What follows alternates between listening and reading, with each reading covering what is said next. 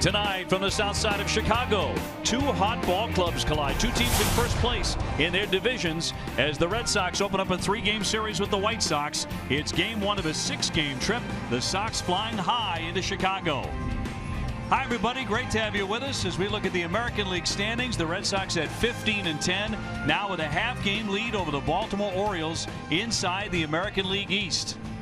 And the Red Sox put the finishing touches on a terrific month of April, Steve Lyons, by sweeping the New York Yankees. Yeah. And they enter the month of May #1 in a bunch of offensive categories. In fact, the best offensive team in the American League. Well, you finished the month of April 4 games over 500, currently standing at 5 games over 500. And they're at the top of almost every offensive category in the American League right now, which is amazing. And the one list that you don't see up there is home runs, which I'm completely fine with. I mean, this is a team that doesn't hit the ball out of the park with regularity, but what they do is that they come at you with a steady barrage of singles, doubles, and triples that keep the line moving, keep turning the lineup over, and they come at you relentlessly.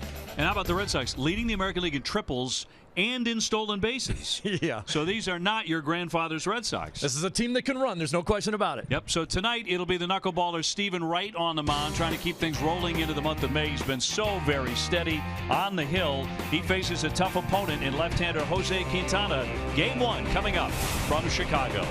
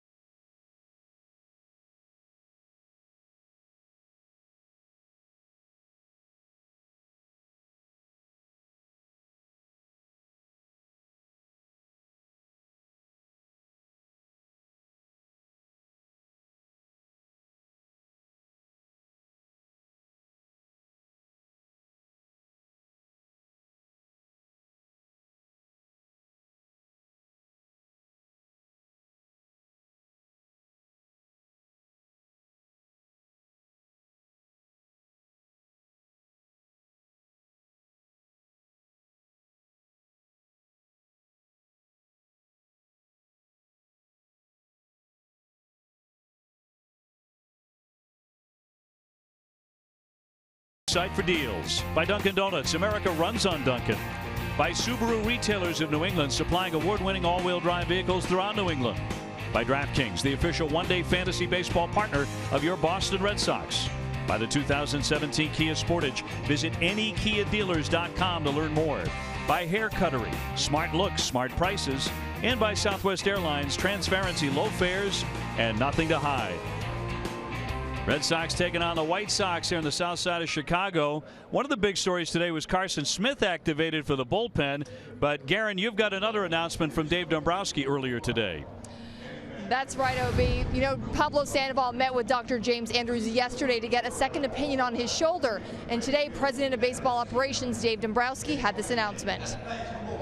You all saw the press release, but basically Pablo Sandoval had surgery by Dr. Andrews this morning on his left labral. He had it repaired. We anticipate him missing the season, and we anticipate him being ready to go for next spring training. So Dr. Andrews said that the surgery went well as it could be expected. All right, so the story on Pablo Sandoval. Left-hander Jose Quintana is the opponent tonight for the Red Sox. He's a good one at 3-1 with a 1.47 ERA. Sox taking on the Sox when we come back.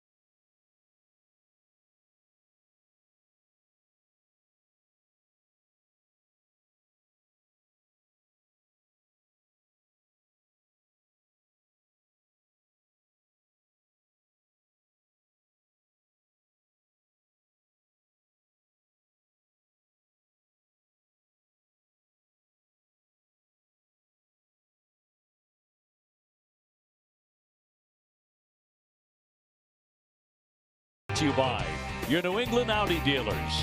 By Citizens Bank. Visit citizensbank.com. By buyatoyota.com, Toyota's website for deals. By Digital Federal Credit Union. See what DCU can save you.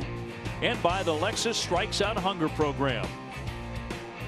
Tonight, the Red Sox taking on the White Sox. Two teams playing very, very good baseball here at U.S. Cellular Field. Game 1 of a 3-game series. Steve Lyons and Dave O'Brien alongside. The Red Sox lineup is brought to you by buyatoyota.com. It's Toyota's website for deals. And it'll be Mookie Betts to lead things off. He'll be followed by Dustin Pedroia, then Xander Bogaerts. David Ortiz with 5 home runs, the designated hitter. Hanley Ramirez at first base. Travis Shaw coming off a big home run against the Yankees is at third. Chris Young is in left field. Ryan Hannigan catches the knuckleballer. And Jackie Bradley Jr. in center field. A hot bat right now, batting ninth and taking on Jose Quintana. He is 3-1, a 1.47 ERA. He's coming off a strong performance last Wednesday in beating Toronto with 10 strikeouts in 6 innings. All right, let's talk defense now for the White Sox. Brought to you by DraftKings. Around the infield, Frazier at third, Jimmy Rollins, J-Roll playing short, Brett Laurie at second base, and Abreu playing first. In the outfield, around left to right, Cabrera in left, Action Jackson in center field. Adam Eaton moving from center to right field now for the White Sox, and there's your battery. Leonard Navarro will do the catching. Quintana, the lefty, on the mound. Tonight's umpires are brought to you by ToyotaCertified.com. Mike Everett has the balls and strikes. Tim Timmons, Paul Emmel, and Jordan Baker round out the umpiring crew here for Game 1. Where available, this telecast can be heard in Spanish by selecting the SAP button on your TV remote. SAP presented by ToyotaCertified.com. Search for your factory-backed Toyota certified used vehicle right now. It's good to know the factory has your back. And here in the early days of May, a delightful night here on the south side, 64 degrees. It is cloudy. We're not expecting rain during the game, but afterwards around midnight. Tomorrow's supposed to be a completely different picture. Going to get very windy, and the temperatures will drop about 15 degrees. Yeah, you got to take these nice nights where you can get them. Some of the roster moves that have been made. Marco Hernandez now optioned back to the Paw Sox because Carson Smith is joining the Red Sox bullpen for the first time in the regular season. Just activated. He was pitching very well while in the minors on rehab. Steve, it makes a world of difference to have him healthy and ready to go in that bullpen. Just gives you so much more flexibility at the back half of that bullpen when you're talking 7th, 8th, and 9th inning. John Farrell now has different ways that he can use pitchers and can use them in different innings if he wants to, because Carson Smith is a guy that he's going to want in there in every opportunity that he can get him there. But I know that they want to try to ease him into situations. Mookie Betts to lead things off here. Red Sox are 7-3 on the road this season as they begin this 6-game trip to Chicago and New York. And Quintana's first pitch is in there for a strike, and we're underway. Mookie hitting .263 with 4 homers and 17 runs batted in. He's 2 for 6 against this left-hander. Tough lefty too is Quintana. Fastball inside. I mean, when you look at what he does on a consistent basis, he almost always goes 6 innings. He gets a lot of strikeouts. He doesn't walk anybody, and he doesn't give up any home runs. Would you take that? I think so. I think the White Sox would, because he's left-handed. Just about everybody they have is a lefty. Yeah, well, they have 1 fewer now. Yes, because they have designated for assignment Danks, one of their left-handers. That was before the game. It was big news here as that one's pop foul out of play. Well, it's big news for a lot of reasons. Obviously, we expected to see 3 straight left-handers, Danks being one of them. As you look at Robin Ventura, the manager, he said it was a tough decision because Danks was the longest tenured member of the White Sox, been here more than 10 years, and he was a great guy and great teammate. Everybody loves him here. Knocked foul by Mookie. Dustin Pedroia on deck. The Red Sox owning the top offense in the American League. And they are facing the top pitching staff in the American League so far this season in Chicago, with the lowest ERA.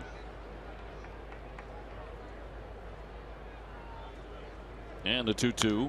He pokes that one foul. Very pesky at bat here to start off the game for Mookie Betts. Mookie likes to be pesky until he finds a pitch he likes. Then he's not so pesky. Then he can knock the walls down. So far, 4 home runs for the right fielder. The 2-2 again. You look back over the last 70 at bats that Mookie has had against left-handers. He's hitting .419. So he shakes him up.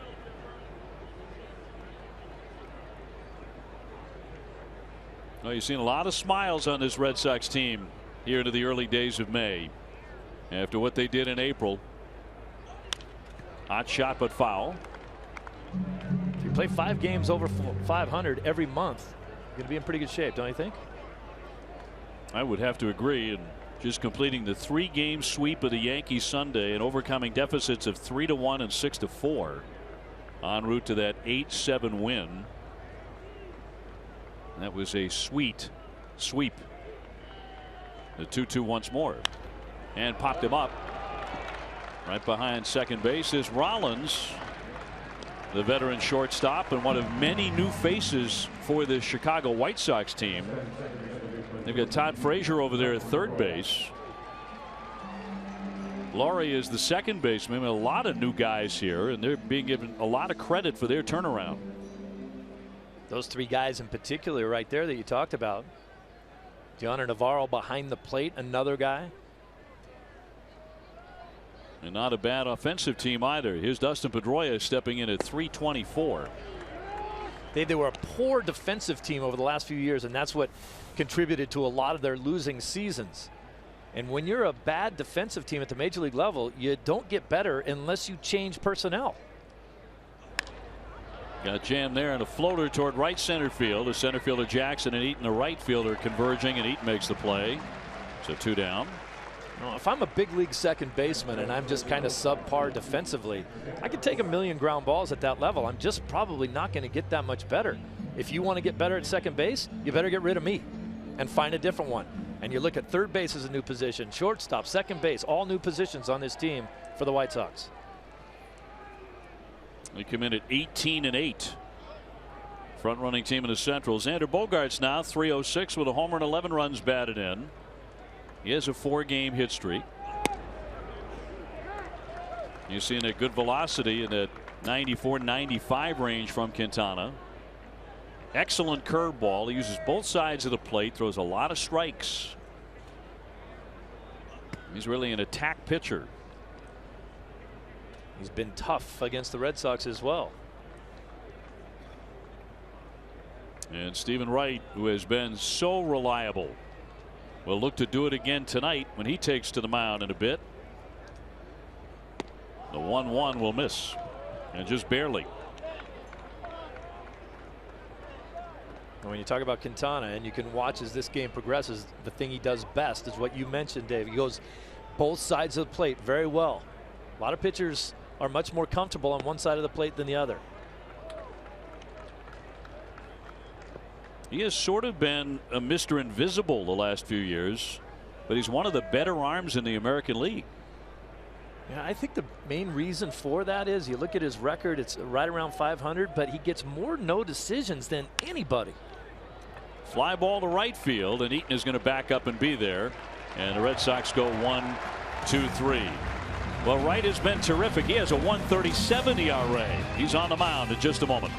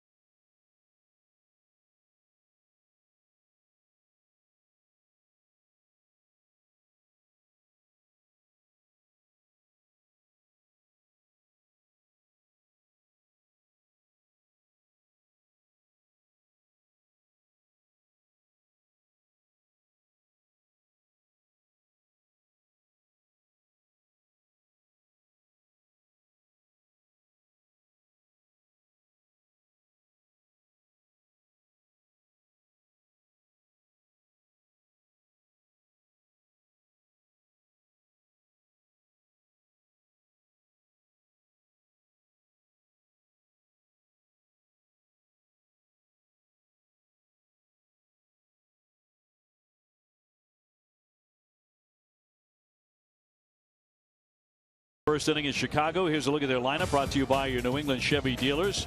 Adam Eaton is in right. Jimmy Rollins, the shortstop. Jose Abreu, he's a big gun. Todd Frazier's already hit 7 home runs for them. Melky Cabrera in left. Brett Laurie is at second base with Jerry Sands the DH, Navarro the catcher, and Austin Jackson's in center field. All up against the right-hander Stephen Wright, the Red Sox starting pitcher, presented by New England Audi dealers. He's 2-1 and has the second lowest ERA in the American League. Let's talk defense now with the Red Sox, brought to you by Southwest Airlines. Shaw, Bogaerts, Pedroia, and Ramirez. No changes there in your infield. Out in the outfield, Chris Young gets his start in left field against the left-hander. JBJ in center, and Mookie Betts in right. And Hannigan always does the catching for Stephen Wright. And that is a night's work back there. Oh, you're earning your money. The way this knuckleball has been dancing. Eaton, the leadoff hitter at 283. Ultra aggressive at the top of their order. And on a losing ball club last year, he scored 98 runs.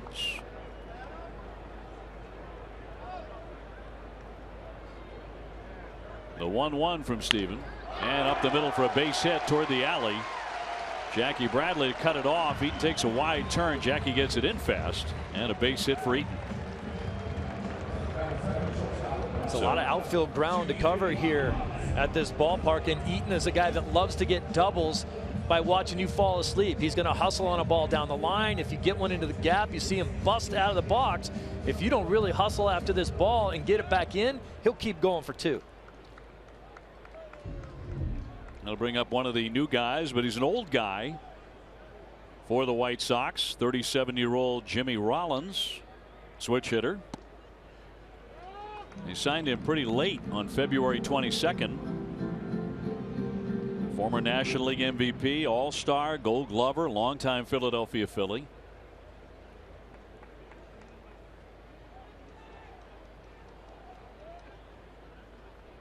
And right with a 1-2. And he got a piece of it. Talked to Jimmy before the ball game. I asked him if there was any chance he was going back to the Dodgers, and he said no way. He said obviously they knew who they wanted playing shortstop. He was just keeping the position warm for Seager, who took over at short. Terrific young player. Yep.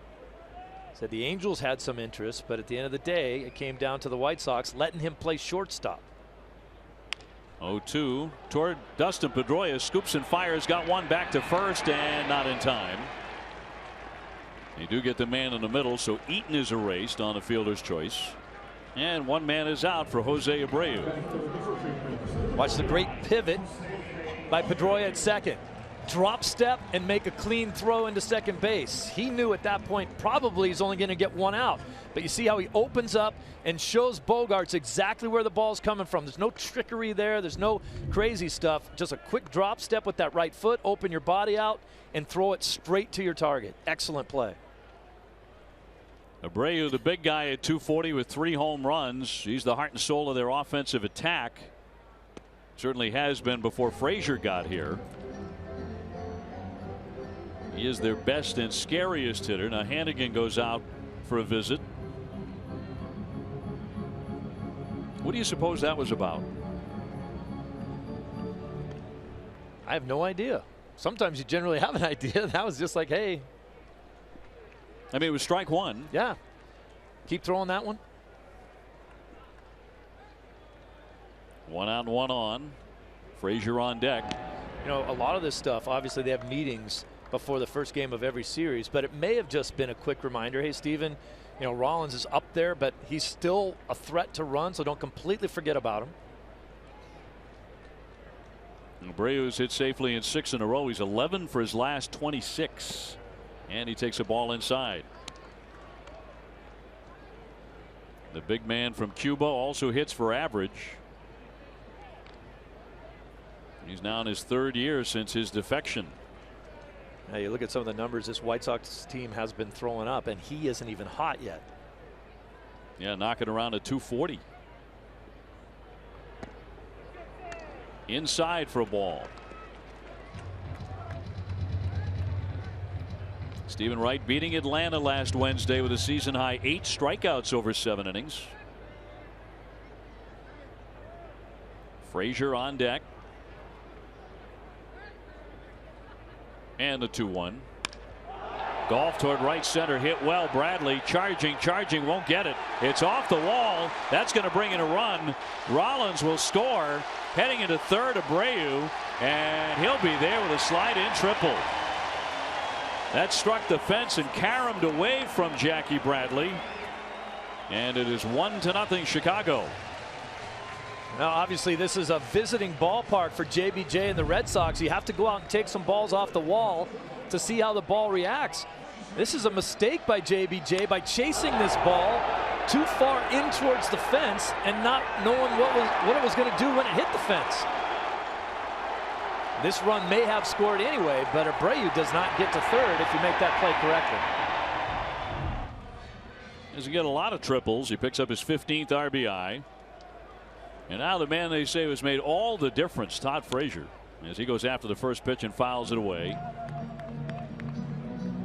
Acquired from the Reds in December, and the White Sox are raving about his presence on the field and inside the dugout. A high energy guy, always talking, always pumping up his teammates and hitting the ball out of the park. Yeah, doing that. Well, he certainly knew that about him from his days in Cincinnati. Trying to hold up, did he? They appeal, and yes, he did, according to Tim Timmons. Frazier, the winner of last year's home run derby in Cincinnati, so did it in front of friends and family and Reds fans.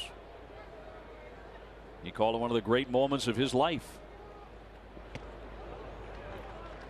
Now, when the Red Sox won in 2013, nobody expected them to do anything out of spring training, but they had added a bunch of new pieces to a team. Not a lot of superstar players, but all guys that had won other places. And that's what the White Sox have done this season. Added a bunch of guys that have been winners. 2-1, knocked foul, back out of play. Now, Frazier with tremendous power. He hit a home run back in 2014 that traveled 485 feet. Now, you don't look at him and say, well, that's a guy who could hit one almost 500 feet. He has pretty good leverage. He does, and a very quick bat. Infield leaning in close, and it's swung on and missed. And so this time he goes down hacking. First K in the book for Stephen Wright, and 2 down now for Chicago with Melky Cabrera coming up.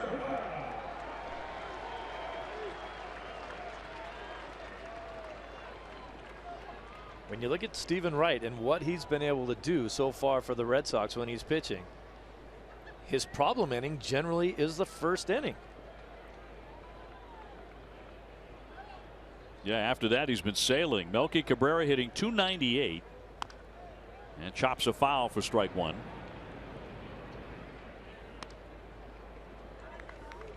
David Ortiz will lead off in the second inning against Quintana. Coming off a terrific month of April. Runner at third, 2 down for the White Sox. They have a run on the board here in the first inning.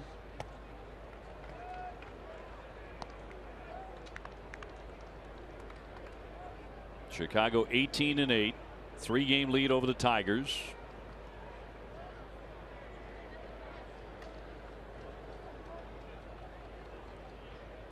The 1-1. Little pop up. Driving back Young, but plenty of time, and he'll make the catch to retire the side. But the White Sox strike first tonight, and David Ortiz, Hanley Ramirez, and Travis Shaw are due up.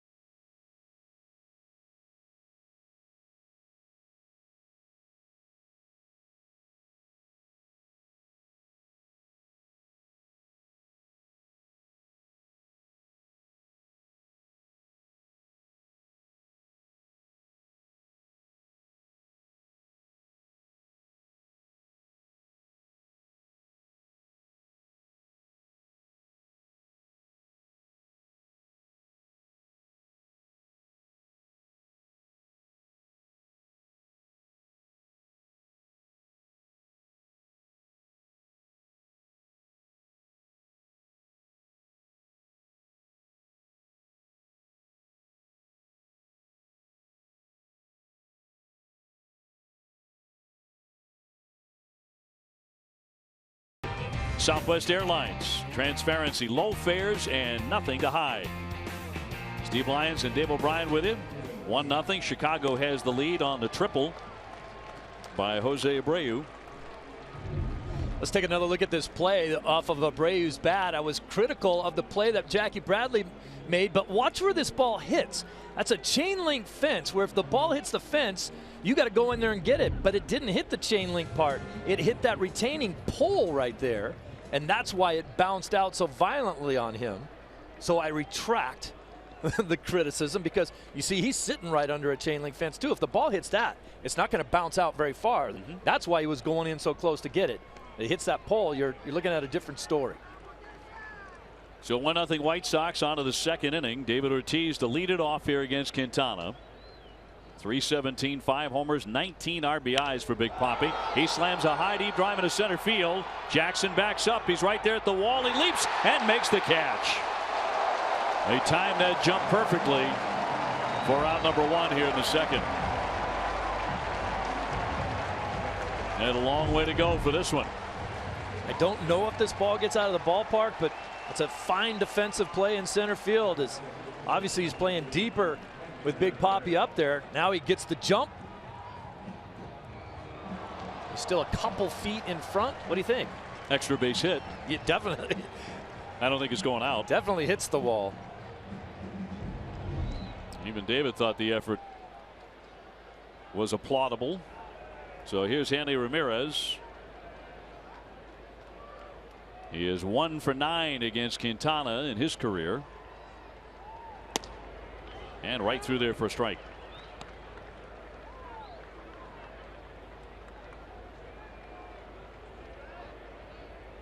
And David Ortiz was talking about the Red Sox start earlier today. In fact, the Sox are in first place at 15-10. He said it's early, but it feels good.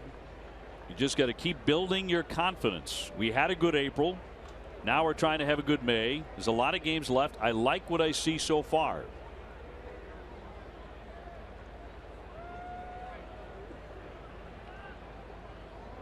Facing a tough opponent here in the White Sox. The 1-1 is down and away.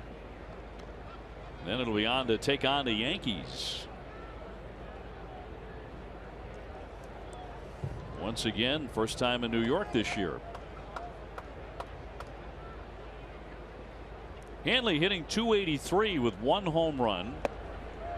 Has not hit a home run since the 6th of April in Cleveland. But what do you like about what you're seeing out of Hanley so far this season? Oh, a lot. Yeah, I mean, his numbers certainly aren't jumping out at you like they did last April. He's a better teammate. He's a better player. He's like one spoke in the wheel right now of this offense that's pretty relentless. 2-2 slice foul. He is a way better defensive first baseman than I anticipated. Absolutely. And getting better all the time over there. Yeah, and I think we all talked about this at spring training.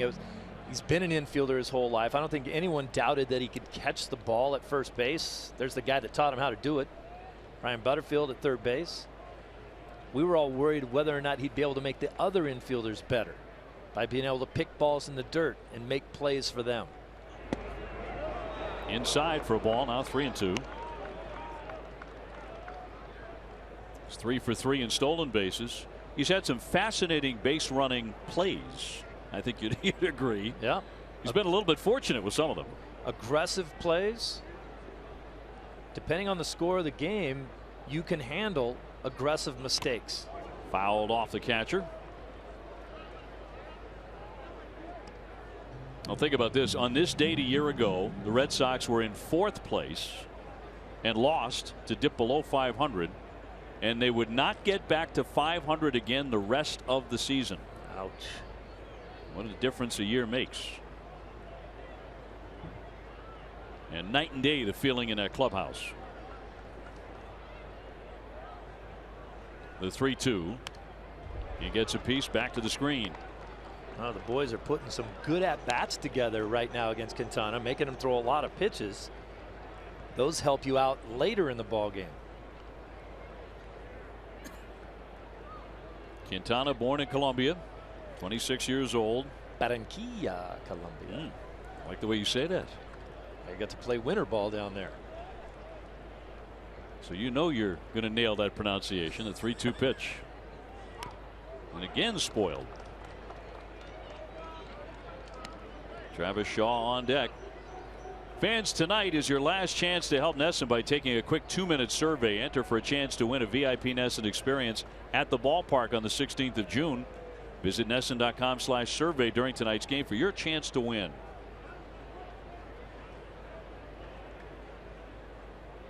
White Sox in the lead 1-0 here in the second. Rocketed but foul. You know, Dave, what I like about what Hanley has done to totally change his demeanor and attitude on this ball club, he heard the criticisms last year. He wasn't happy about it. And I think he was embarrassed by it, and he went home and changed. I mean, this is a guy that, for all intents and purposes, at the end of last season was asked to go home. We know he was hurt, but they basically sent him away before the season was over. He's a different guy today. 3-2 again. Ground ball to the right side. Abreu will now go for the foot race. He slides in and beat him for the out. 2 down. Abreu decided not to go to the pitcher Quintana. He won the foot race.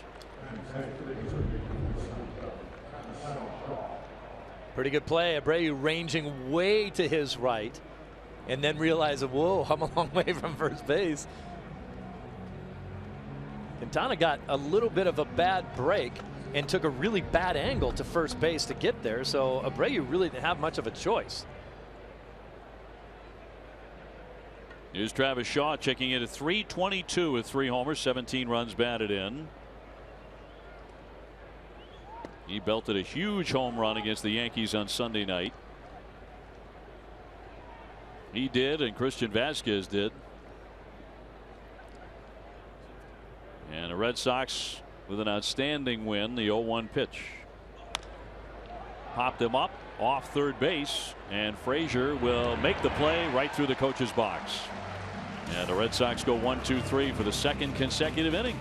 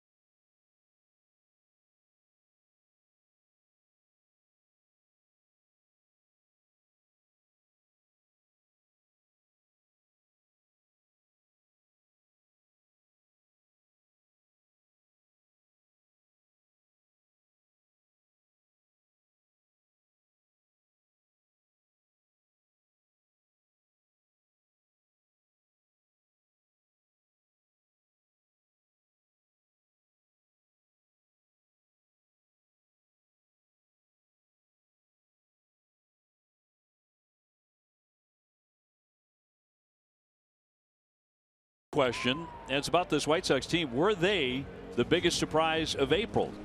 Text 1 for yes and 2 for no. Text your answer to 536-536. How about the Philadelphia Phillies, who went 15-11 to this point? Yeah. And everyone thought certainly a cellar dweller from start to finish, and started miserably. But they lose their first 4 games, but this White Sox team's right up there.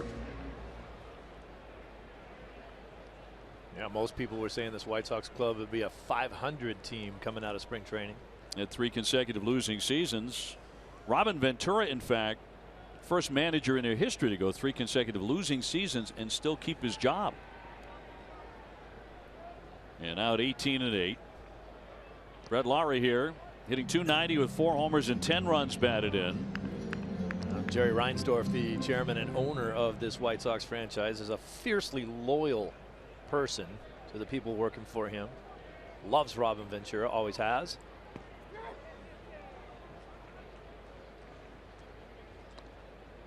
Laurie, one of the new guys. They traded for him and Todd Frazier in the offseason. And he has a hot bat. He's homered in 3 consecutive games. And a 2-0 in there for a strike.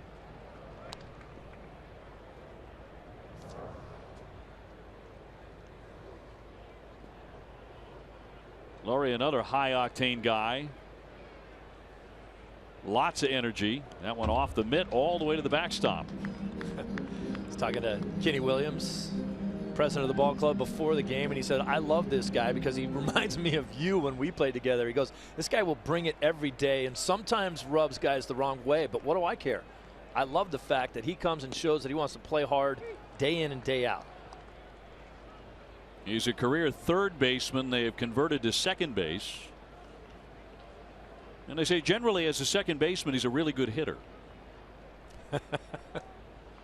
3-2 pitch. And popped up, but that'll twist foul out of play. But he has been a good hitter for them. He's coming off a nice series against the Orioles in which he went 6 for 14 and hitting for power.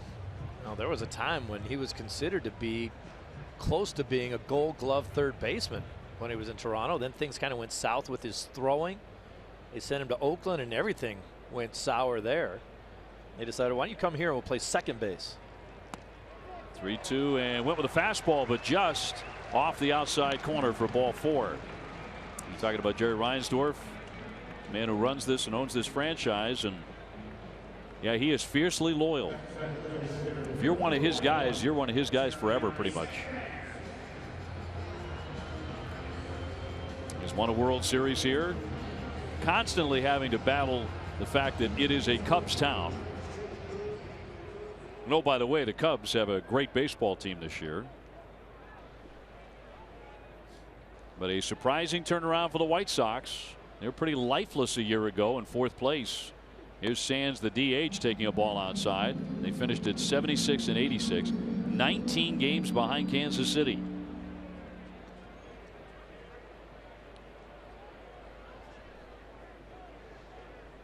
And it's a team that went through a big-time spring training controversy with Adam LaRoche retiring after he was told by Kenny Williams that essentially they didn't want him to bring his son around as much anymore. And there was a revolt inside the clubhouse. LaRoche retired. He walked away from millions of dollars. 13 of them. Many players reacted angrily toward the boss, Kenny Williams, for that mandate. Kenny's back there somewhere, but you know, LaRoche hit .207 last year, had a high salary. That's gone. And the White Sox are riding high. The 1-1 is Luke Fowl back out of play. I think if you told White Sox fans they could get rid of LaRoche and Danks, and it only cost them $2 million, they would all said, bring it on. Roach's money, he retired, so they retain that money. Danks they have to pay.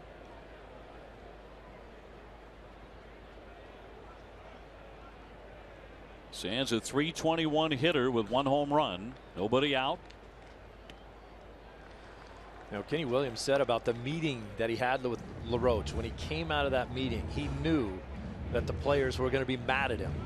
And he said, that's fine. Sometimes that happens when you're running the show. But he said the thing that I was more impressed with was what they were mad at me together. And so I knew that this team would stick together. You wonder if it had an effect.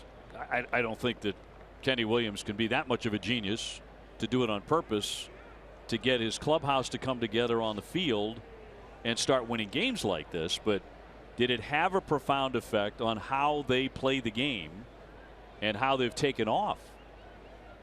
I think it's a fair question. That's in there for strike 3. Man, did that dance back inside. Whoa. To strike out Sands. Those are the kind you're just so helpless if you're the hitter. Watch Jerry Sands. It's going to hit me, and now it's a strike. What do you do? See him backing out of the way of that thing? That's called getting jelly-legged right there. Second strikeout for Stephen Wright. Chicago in front 1-0 here. Red Sox will have young Hannigan and a red hot Jackie Bradley due up in the third inning. Keeping Laurie very busy over there at first base. You know, finishing that thought about LaRoche and Kenny Williams and the rest of this ball club and the way they play, he gives a lot of credit to Deonna Navarro, who's hitting right now. The catcher, he looks at a strike. Said a few days after that, he comes outside of the clubhouse in spring training and all these guys are kicking around a soccer ball. And Navarro brings a soccer ball with him every day. Earlier today, he had a soccer uniform on with his name on it. And he said, all due respect, when you have a mixed clubhouse, you don't always get along. He said, we had the African American players playing soccer, the Latin players, and the white guys all playing soccer together. Half of them don't know what a soccer ball is, but he credits Navarro as the guy who brought them all together doing that kind of stuff. That's not true that half of them don't know what a soccer ball is. Do you? Oh, I do. You know, on the Red Sox side, Xander Bogaerts is a huge footy fan. Big time into soccer. Follows the Premier League. That one off of the glove of the pitcher. It rolls to Pedroia. Sideways flip for one on to first. And yes, turning to double play. That'll go 1, 4, 6, 3. And the Red Sox look to get even, trailing 1-0.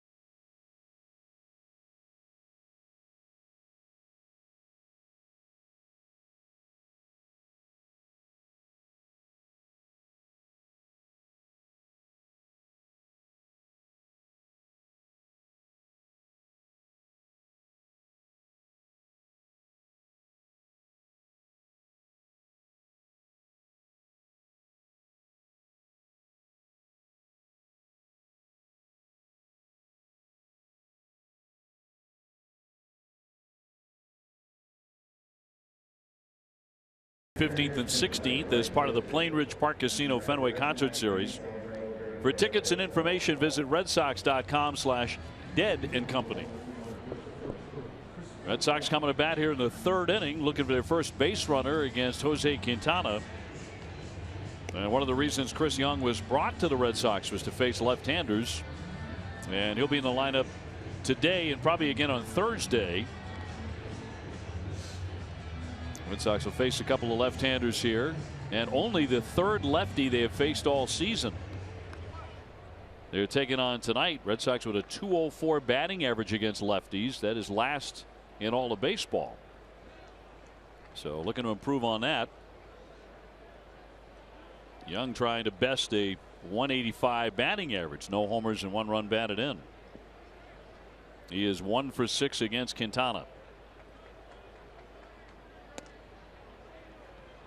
You know, the tough part for Chris Young is that his role changed without him doing anything about it. He was supposed to be a platoon left fielder, but because we haven't faced any lefties, he's basically become a utility outfielder. Got jammed there in a high fly into left field, and Cabrera backs up.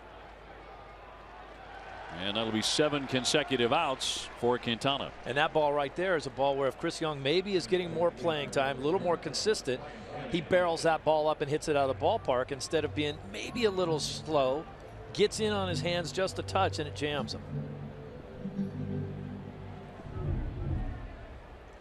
Young likes to spread out a little bit more when he's not playing that much. You see that ball just gets in on him. So one away, Ryan Hannigan will climb in at 185. No home runs, but .326 in his career against the White Sox. He takes strike one. Hannigan has been saddled with 7 passed balls the last 2 starts catching Stephen Wright. As What's wrong with that? A full night's work for it's Ryan. A good night.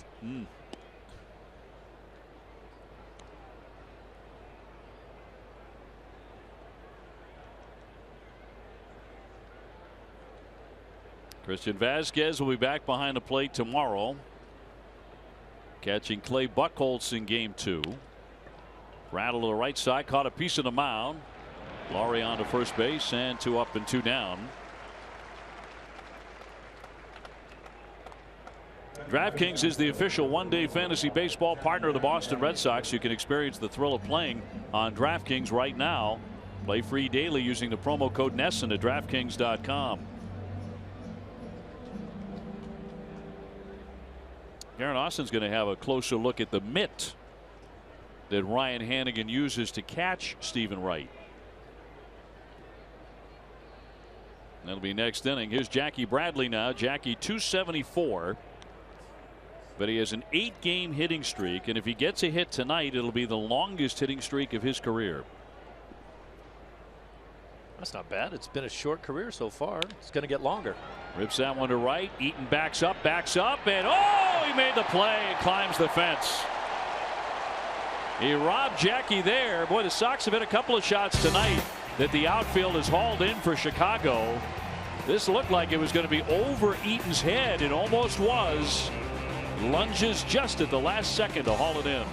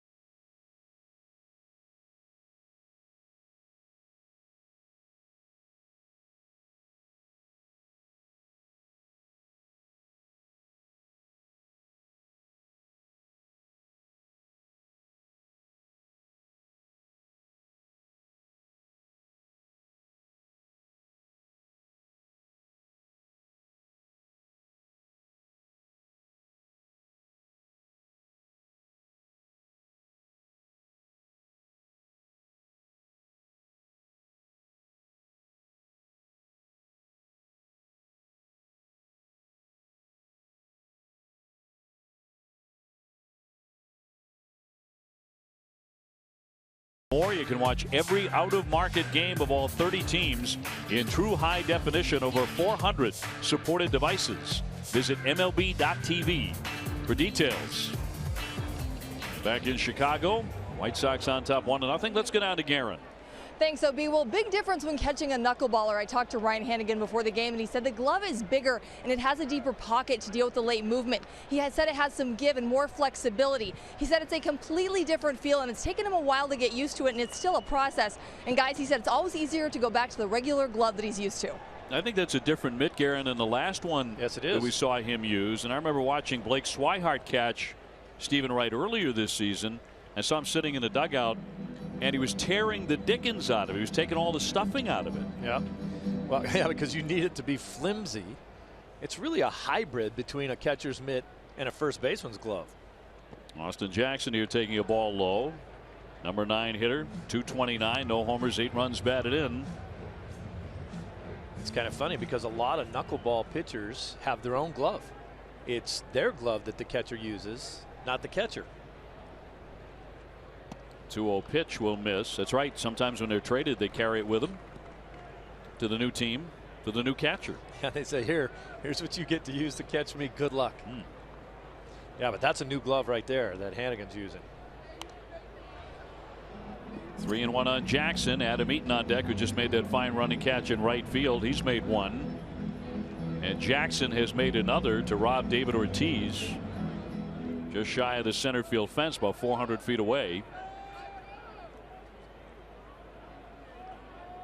The 3-1 down the right field line, but that's going to slice foul.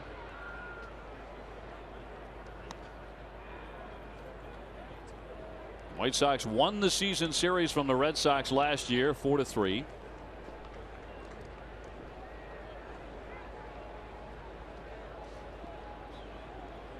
This is an outstanding test a month into the season. Too high for ball 4, second walk for Stephen Wright. Two of the top teams in the American League as they sit right now. Hey, don't miss WB Mason Extra Innings Live right after the game. TC and Jim Rice will break down the game. You'll hear from Stephen Wright and from John Farrell. Whatever, whenever, wherever, who but WB Mason. Pablo Sandoval had surgery for a torn labrum, and earlier today Carson Smith, the right-hander, was returned from his injury rehab assignment. He's with the club and he can pitch tonight. The Red Sox would love him to pitch tonight. That would be a very good sign indeed. Yes. Then Koji, then Kimbrel. Eaton hitting with a runner on. He singled in the first inning.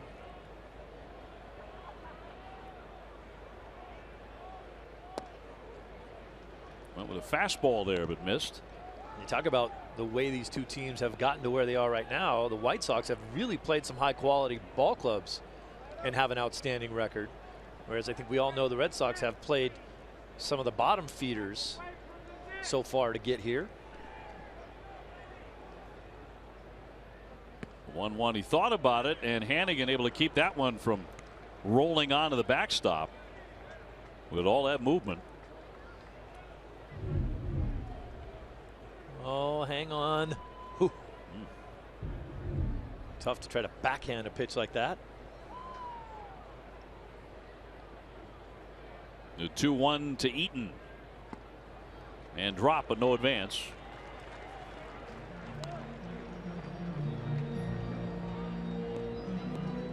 Eaton really got red hot after the All-Star break last year. He hit .335 after the All-Star game. He can also get reckless, though. He ran into 20 outs last year, so sometimes he can over rev. That's up and away for ball 4, so now it's moving too much. Back-to-back walks here for Stephen Wright. He's walked 3 men in the last 2 innings, and they're on at first and second with Rollins coming up. You know, this is where, if you're the Chicago White Sox, you maybe change your approach or stick with what's been working. I think they're going to be a little more selective. They're not going to be up there very aggressive swinging the bats when Stephen Wright isn't showing that he can throw strikes with his pitch right now. Red Sox starters have thrown at least 6 innings each of the last 7 games. And that's usually a given for Wright these days. Here's Rollins indicating a bunt, and he fouls it away. So Rollins with strike 1. Jimmy Rollins says he learned the game from his mom. His mom, Gigi, was a legendary awesome fast pitch softball player. Oakland area? Yes. Very athletic family. His sister Shay was a scholarship basketball player at San Francisco, the University of San Francisco. 0-1 check swing, and it rolls foul. Throw down to third base, but a foul ball. Ooh, that's the one you want just to kick out in front of that plate. You get an easy double play out of it. Not enough luck on the Red Sox side on this way, the way the ball bounced. Hannigan up and on top of that quickly, but clearly bounced in foul territory. The dangerous Jose Abreu is on deck. He's already tripled in a run. Nobody out, 2 on. So Wright in a bind. And the 0-2.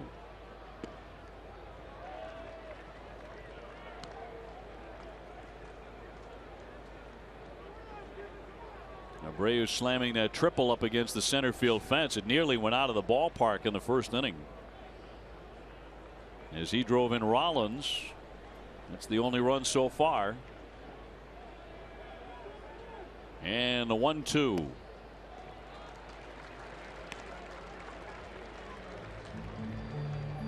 48 pitches now for Stephen Wright.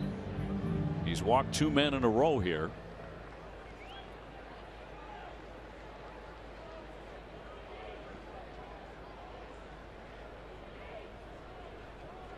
Two. High fly, but foul. He turned on that one and jacked it right down that line.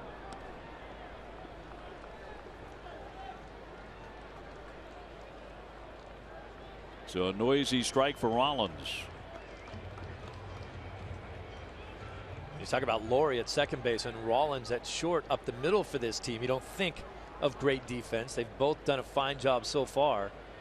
Rick Renteria, the bench coach now, has helped Rollins out immensely with positioning now that he doesn't have the range that he used to. Swing and a foul tip, and Hanning could not hang on to it to complete the strikeout. Renteria was the steal of the century to get onto this ball club. As you watch the replay, that ball just dancing through there, but rattling it around in the glove and falling out. That was one Wright really wanted. Now the 2-2 again.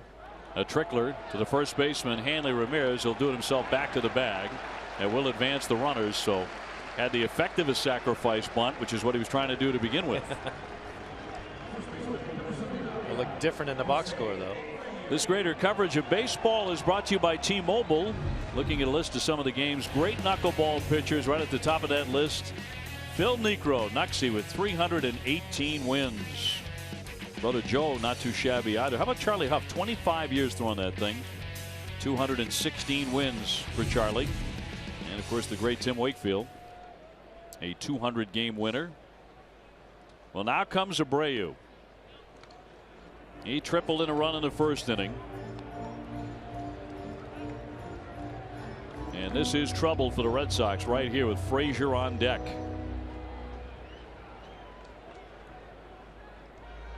Two men in scoring position, Jackson and Eaton. Here's the 1-0. And inside. This is where you need enough control of this knuckleball to get a strikeout.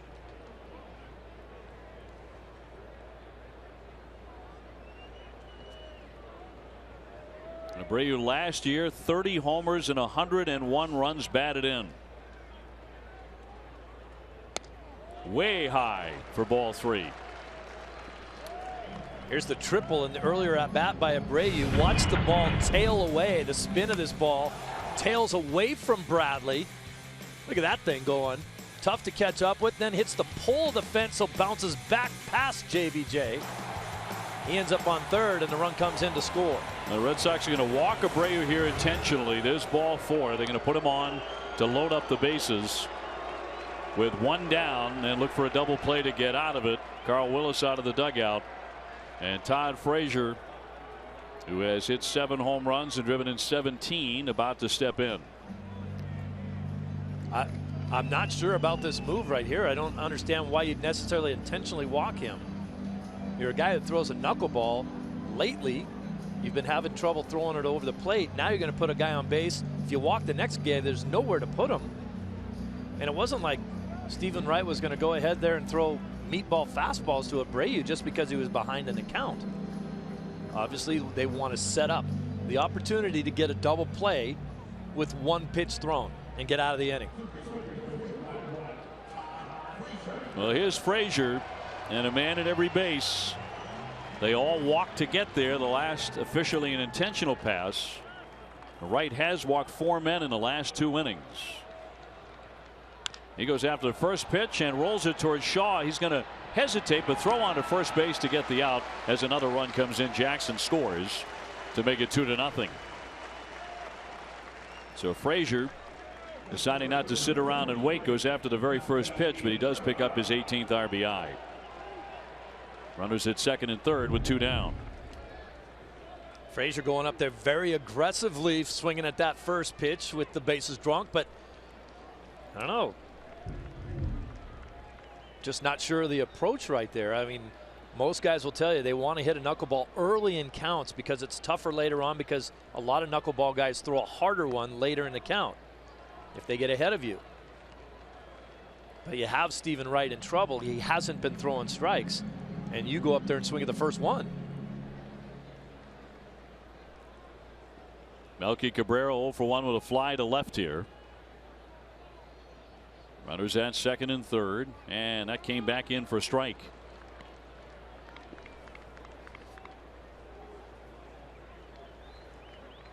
The Sox don't even have a base runner yet against Quintana.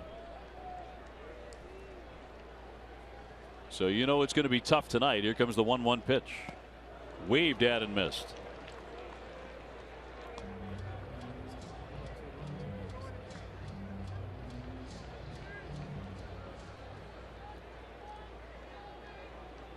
Cabrera, a veteran left fielder. And the 1-2. Fouled straight back on a big cut from Cabrera. Staying true to his history, having trouble in the early innings, usually giving up a run or two, and then he's been able to settle into a game plan afterwards and throw up some goose eggs. Needs the Red Sox offense to find a way to produce. Well, this would be huge here if he can get out of this inning with no more damage. Cut on and missed, and he does. He struck him out. 69 miles an hour. So 2 men left stranded. Will Mookie Betts be the first man to reach tonight for the Red Sox?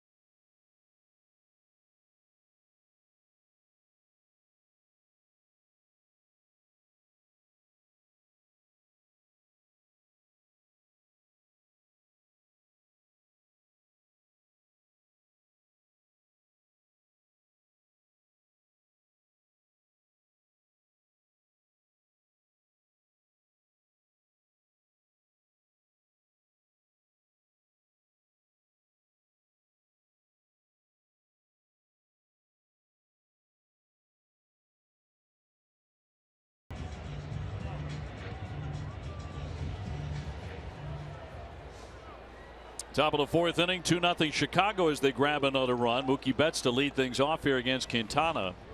Now, Mookie said in spring training he would look to bunt a little bit more frequently this year. You wonder if this might be a spot to do that with a left-hander on the mound, and the Red Sox don't have a man reaching first base yet tonight. Dustin Pedroia on deck, and then Xander Bogaerts.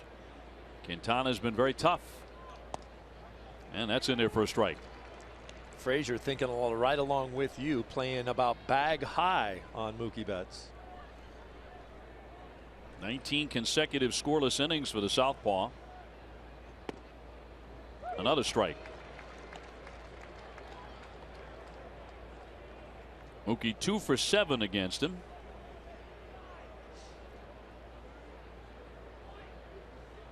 And the 1-2 coming. In his starts against the Red Sox, they have a .217 batting average. He never walked anybody, and no one's hit a home run against him.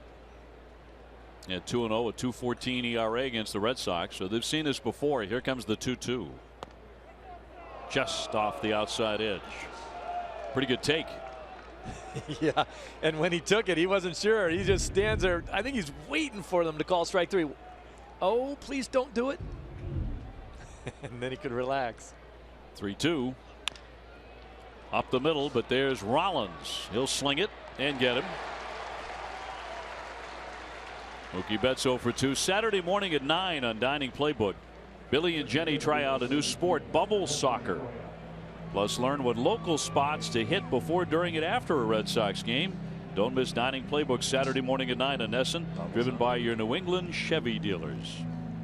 Yes, I said bubble soccer. Bubble soccer. Yep. Never heard of that. Got to tune it in. Here's Dustin Pedroia, 0 for 1, a fly to right. Hot shot, and there's the first hit of the night. The Red Sox finally with a base runner with 1 out in the 4th inning. Figures it would be Dustin Pedroia now at 36 hits. He came in tied for the American League lead. Looking for a mistake, trying to go hard in on him, and they see where they miss location out over the middle of the plate, where Dustin can handle that. It's amazing how that's the case in baseball. What you're trying to do, if you do it, you can get outs. If you find a way to mess it up just a little bit, major league hitters let you know about it. 36 hits for Petey. That's the second most in the majors. And now let's see if working from the stretch for the first time has any effect here on Quintana. He delivers high for a ball on Bogarts. 0 for 1 with a fly to right field. He was 3 for 5 on Sunday against the Yankees.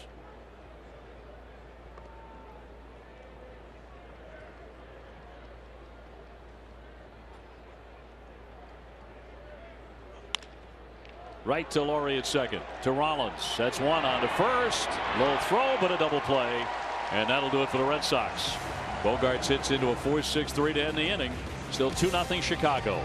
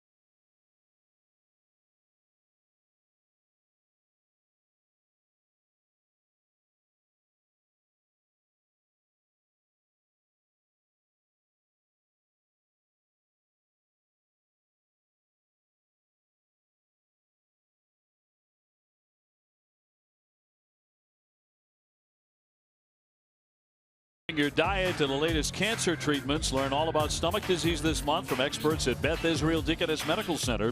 Visit bidmc.org/yourhealth.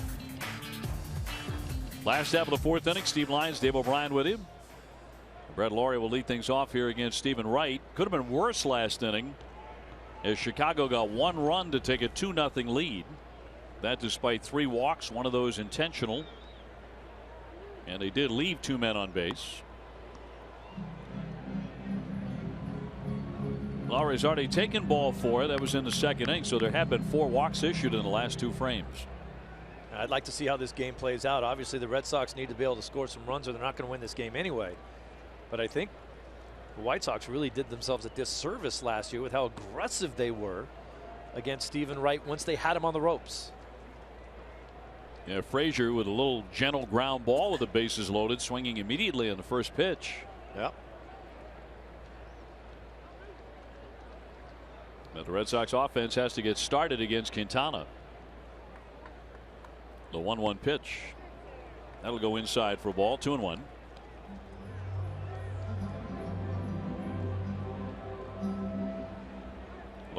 Laurie has hit 4 home runs. And he's homered in 3 consecutive games. On the second hop, Bogarts backhands that and gets him. 1 man gone. Ace Ticket is Boston's trusted source for Red Sox tickets with the best seats at the lowest prices. All with a 200% guarantee. Treat yourself or someone special by visiting aceticket.com or just call 1-800-MY-SEATS.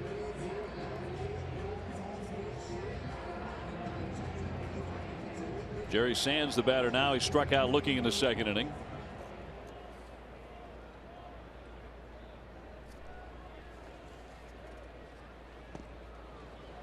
That was a home run swing as he comes up empty. Sands does have home run power. Boy, I tell you, when this guy came up with the Dodgers, I really thought that he was going to be a guy who had a chance to be an impact player. He has bounced around so much in his career, including time with the Red Sox. He is quickly in the hole, 0-2.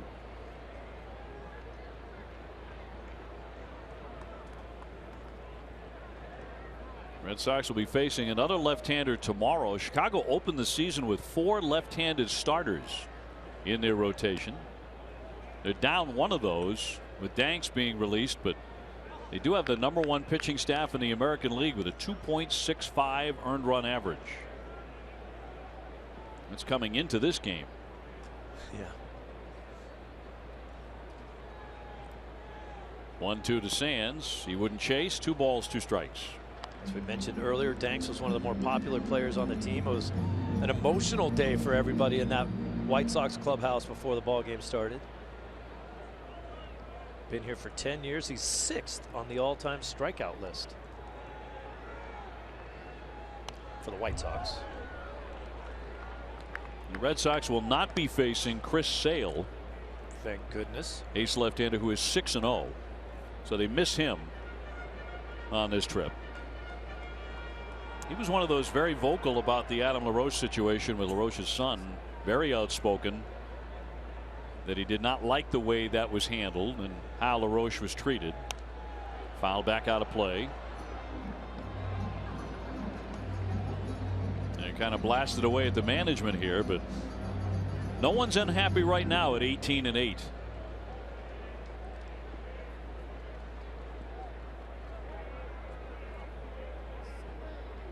Two and 2 to count on Sands. Deanna Navarro will follow.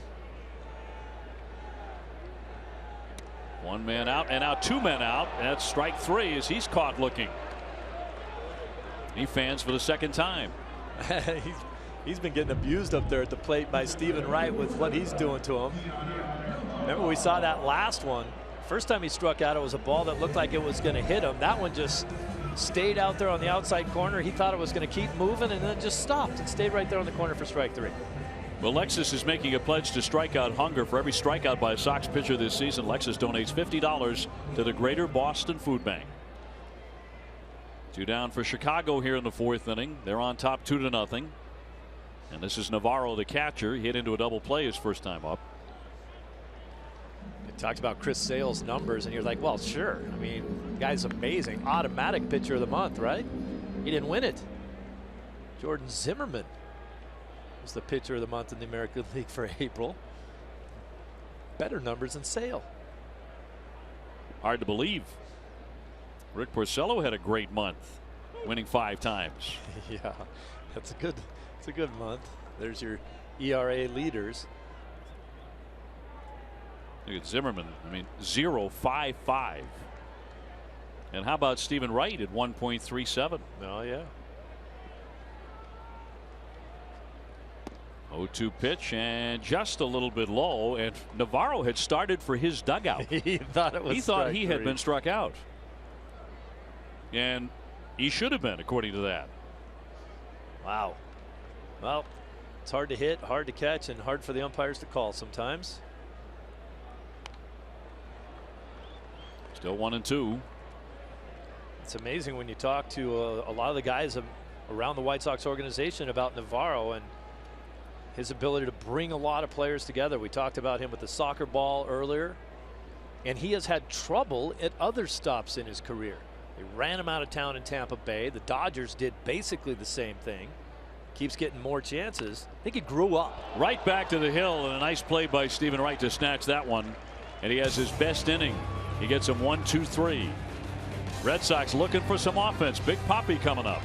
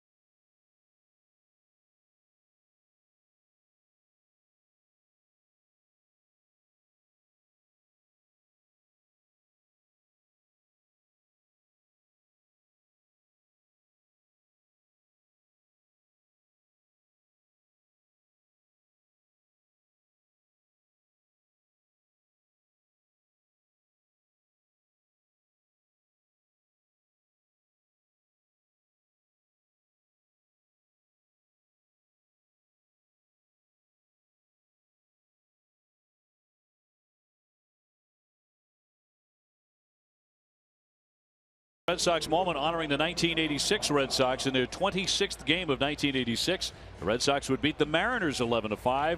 Jim Rice went 3 for 4, including a 2-run homer. He also scored twice for the Red Sox in the win.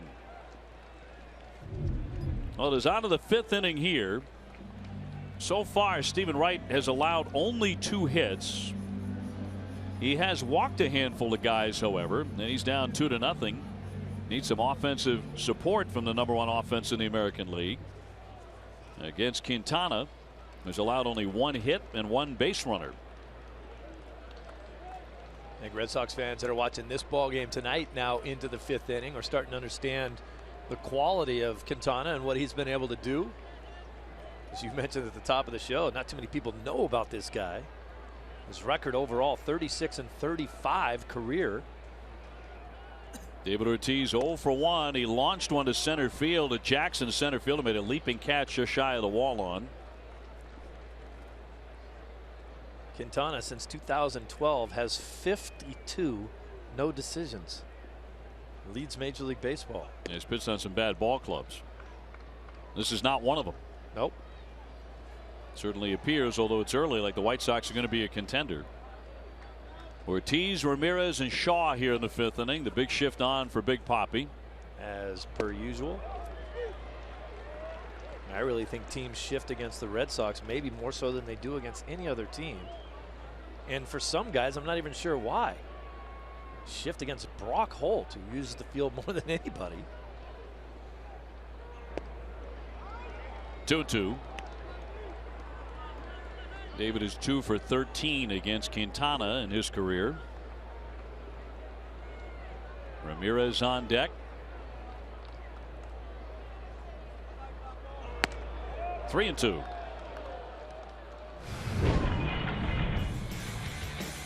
Big Papi sent it for a ride to dead center field, but Austin Jackson controlling the area out there. Even Big Papi said nice play. Would not have gone out of the ballpark. Breaking ball in there for strike 3. That froze David. And that is the first strikeout of the game for Quintana. Maybe his best pitch of the night, though. You don't see Big Papi get fooled very often. You see him up, then down, and that's strike 3, and Big Papi knew it. That's just a great curveball. Perfect time for it. 3-2. Takes a little guts to throw that pitch, even though you're up 2-0 in this game. You don't want to walk the leadoff hitter no matter who it is, especially this part of the order. Hanley Ramirez now 0 for 1 with a ground ball to first. Hanley 1 for 10 against Quintana. He has hit safely in 7 in a row, however. The 1-0. Fly ball well hit to right. Eaton back, turning around. It sails, and it is out of here into the bullpen. Hanley Ramirez with his second home run of the season, his first since April 6th. Power to the opposite field, and the Red Sox are on the board. It is 2-1 Chicago. That ball was a bullet. And it looked to the naked eye when I saw it that Hanley almost got fooled, like he started his leg kick way too early, slowed everything down, and then just hit a bullet the other way. Look at how early that leg kick has started, almost like he was fooled by the delivery of Quintana. Then he slows it down, puts his foot down, and unloads the other way. That was not a bad pitch at all. That was right on the black. And he smoked it. Here's Travis Shaw. High fly but foul down the line, giving chase Abreu, but it's off into the seats. Speedway proud to be New England's first choice for value and convenience. And for every Red Sox homer this season, Speedway donates $500 to Boston Children's Hospital. Stop by a Speedway store near you and pick up your Speedway rewards card and start earning points today. We've been seeing Hanley go the other way deep a lot over the homestand and now here in Chicago. Got a few hits that way, but hit a lot of deep drives that didn't get out of the ballpark. Well, this one did, right into the bullpen. So just like that, the Red Sox cut the Chicago lead in half. Travis is 0 for 1. He's popped out foul to third base. Travis Shaw, another hitter with a big leg kick. Broken bat and a ground ball on the infield. Quintana will take that and flip to first base for the out. And most of that bat went flying into the stands. About 10 or 12 rows deep into the stands behind the dugout. We just pray everybody gets out of the way when that happens. Wow. Shaw didn't know where the bat was. He didn't know where the ball was. He had a piece of kindling in his hand. The out went 1-3. And so 2 down, and Chris Young, who is 0 for 1, will climb in. Well, when you see that flying into the stands, you just cringe, because that's like a spear. That's like a sword going into the seats. It's a weapon. Oh. 2 down, bases empty, and a ground ball to short, right at Rollins, in time to retire the side. But the Red Sox score on a rocket shot by Hanley, and it's 2-1 Chicago.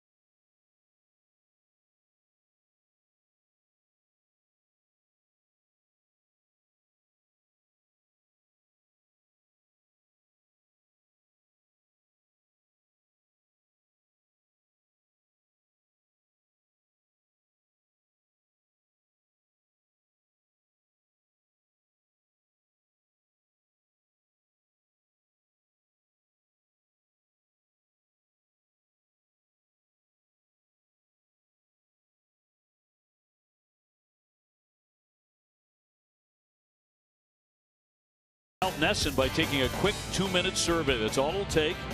Enter for a chance to win a VIP NESN experience at the ballpark on June 16th. You can do it right now. Visit NESN.com/survey during tonight's game for your chance to win. Red Sox on the scoreboard on a home run by Hanley. His second of the season. Red Sox have only hit a couple of home runs against left-handers this season, and getting Quintana here has cut the lead in half. Now 2-1 Chicago. So Stephen Wright would certainly love a little more support, but at least his team is on the board. And here's Austin Jackson. He walked and scored in the third inning when Wright got a little bit wild and walked a couple of men and then another man intentionally after he fell behind 3-0 on Abreu. Jackson signed as a free agent in March, so they signed him late. He's played for Detroit, Seattle, and the Cubs the last 3 years. If he gets on, he can run. Fly to right field. Here's Mookie moving to his left. Puts it away for out number 1. We check out what events are coming up at Foxwoods Resort Casino. On May 22nd, 3 Doors Down. On the 27th, Lion Fight 29 and the great Bob Dylan on July 3rd. Say it ain't so. Bob Dylan. Still getting it done. I guess so. Here's Adam Eaton. He has singled and drawn ball 4.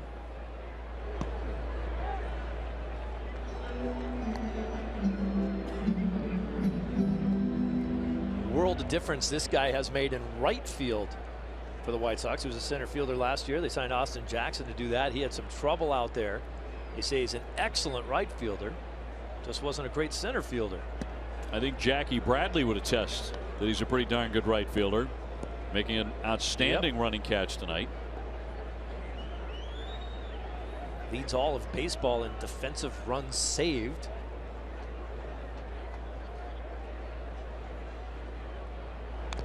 One fouled away. So many of those sabermetrics out there. I'm not sure how they even calculate a lot of that stuff. He's got like 14 of them. The closest guy in baseball has 7, so he's doing something right. A vastly improved White Sox team in so many ways from the last few years, particularly on the mound. Their World Series team was a great pitching staff. The 1-2. Line foul.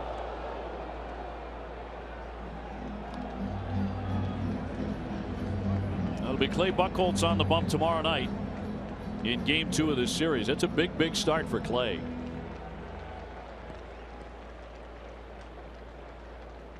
He goes in 0-3 with a 6.51 ERA, and a good performance by the right-hander, and he knows this is true, is absolutely required.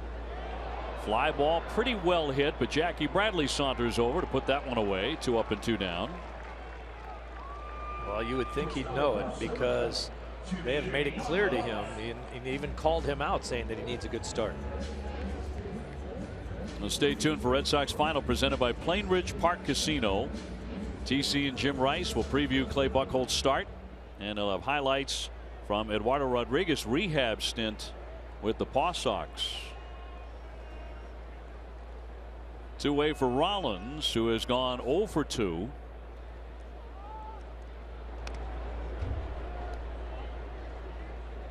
Rollins was on a lot of those very good Philadelphia Phillies teams. In fact, a world championship team. Now 37 years old.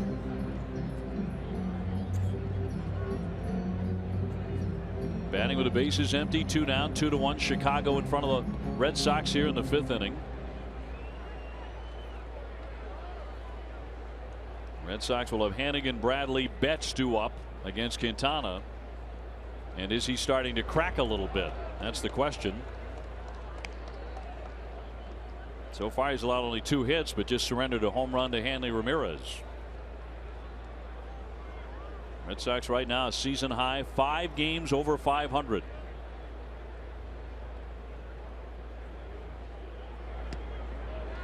At this point in Jimmy Rollins' career, he's kind of keeping the shortstop position warm for the next guy in line. Seager in for the Dodgers, who's now a budding star there. And there's a kid named Tim Anderson in this White Sox organization who's at AAA. Say he's going to be a great player. He's not ready yet. Punch to Hanley, a backhand stab. He wants to take it. And that is a 1-2-3 inning for the second consecutive frame. Garen will be talking about Carson Smith's return when we return.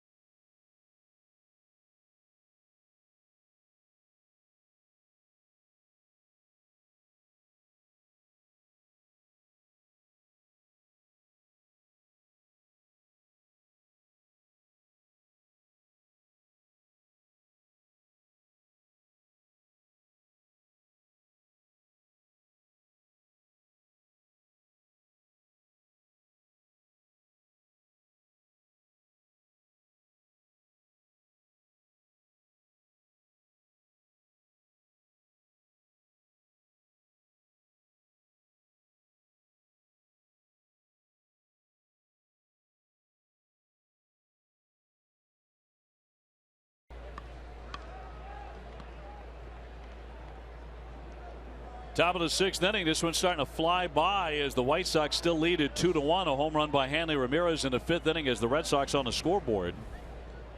And can the Red Sox put another dent or two in Quintana? Ryan Hannigan leading things off and slices a foul. For every Red Sox hit this month, Echo Store Technologies is donating $50 to the Clada Fund. It's the charitable foundation of the Dropkick Murphys. Echo Store Technologies is your data center solutions provider. And again, 0 for 1. He's grounded to second base.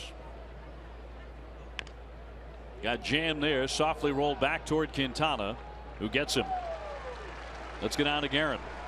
Thanks, OB. Well, as you guys have mentioned, Carson Smith was activated from the DL today. I spoke with him earlier, and he said he's excited. He said it's been tough, especially the situation that he's been in, where he came over from a different team, and just as he was getting to know the guys, he gets injured. Smith said that he's feeling good, and he's looking forward to getting things started in Boston. And guys, I also spoke with John Farrell, who said the first step is getting Smith back, but the second step will be getting him back into regular use. Well, that's a great point about how he's going to be used too, Steve. As Jackie Bradley bats here, one out and the base is empty. John says he wants to work him in lower leverage situations initially. Well, guess what? Unless the score of this game changes, it's not going to be a low leverage situation today. I can't imagine John won't be tempted to use him. There's a base hit up the middle. Jackie with a couple of good swings tonight. He stays hot. That is a 9-game hitting streak. That's a career high for JBJ. He's on with one out. JBJ staying right within himself, just going back up the middle. I think as this game progresses, the hitters understand, hey, Quintana's got pretty good stuff. We got to just shoot balls right back at him. Yeah, I would say that's an understatement. Pretty good stuff. Yeah. He's been pretty vicious. Not piling up strikeouts. He only has one, but he hasn't walked anybody. And he's been right on the edges of the plate. Here's Mookie Betts now. His third look at Quintana. Mookie's popped to short and grounded to the shortstop. He takes ball one. The back half of the Red Sox batting order has been so important to their success so far in the month of the season. To turn it back over to the top, and Bradley gets it going here again in the sixth.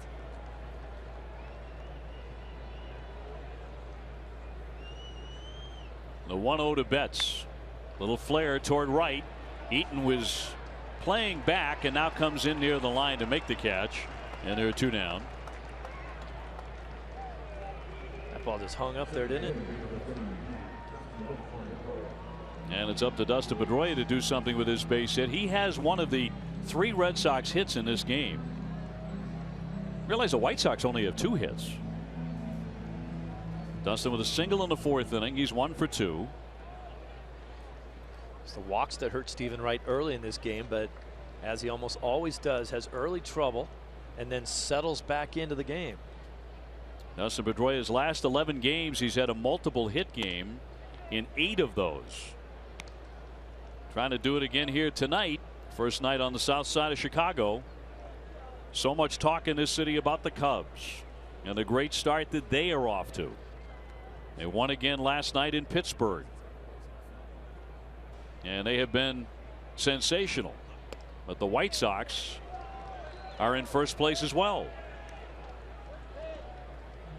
Shaping up as a great baseball summer in this city. Oh, yeah. On the count 2-0 on Pedroia.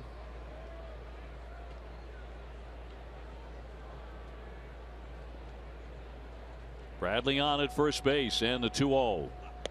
And he's taking a strike. Good discipline right there by Pedroia. Looked to me like he was looking for something middle in to maybe juice to left field. Even though we've seen him hit the ball to right so well, that ball was away from him, so he didn't swing at it.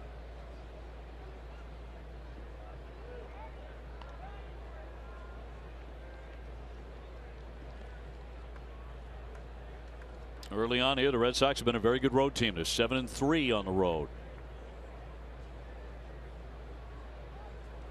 And in first place, trying to hold that tonight, but trailing 2-1 in the top of the 6th.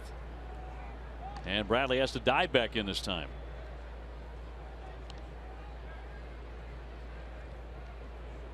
These White Sox have also been exceptional on the road. They haven't played that many home games. They're 12-5 away from Chicago.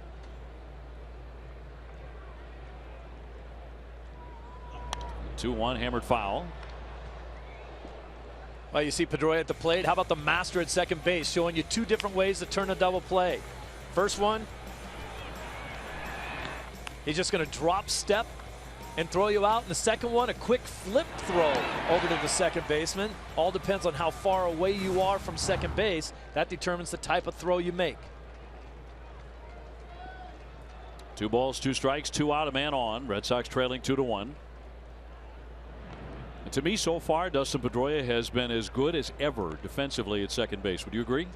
Yeah, I mean, you know, you keep hearing the demise of his defensive skills, but I'm not seeing it. Who's telling you that, by the way? I know. You know, who are they? 2-2. Swung on and missed. Down he goes, strike 3. On an elevated fastball at 94. And the Red Sox strand a rare base runner tonight. Still 2-1 the White Sox.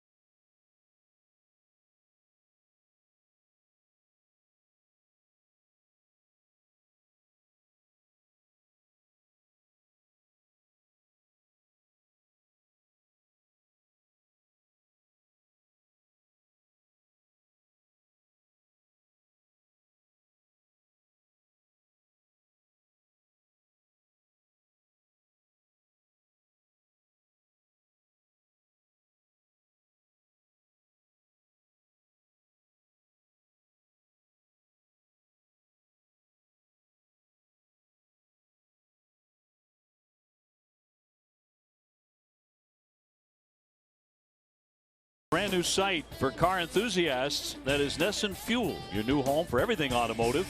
Visit NessonFuel.com and follow Nesson Fuel on Facebook, Twitter, and Instagram today. That guy means business right there. Mm-hmm. He is saying, let's go. Jose Abreu tried to hold up on that swing initially, but he cuts and misses for a strike. Underway in the bottom of the 6th, 2-1 White Sox. Big man from Cuba. In his 3rd year after defecting, his family and he survived a harrowing boat trip in the middle of the night to defect from Cuba in August of 2013, eventually landing in Haiti, a 12-hour trip, and he admits it absolutely scared him to death. I would think so. Doesn't sound like any fun. Some of those great players doing whatever they had to do to get out. Yes, for freedom. Find a life and a career for them and their families. Well, it has certainly worked out for Abreu. He's become a star here in Chicago. 30 homers, 100 RBIs a season ago.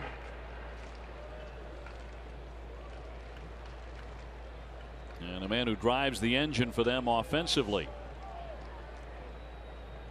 He has tripled in a run. He's also been intentionally walked in this one. Here's the 0-2. And swung on and foul tipped and held by Hannigan for the strikeout. Time now for a game break, brought to you by Jordan's, the furniture store of the Boston Red Sox. Here's TC.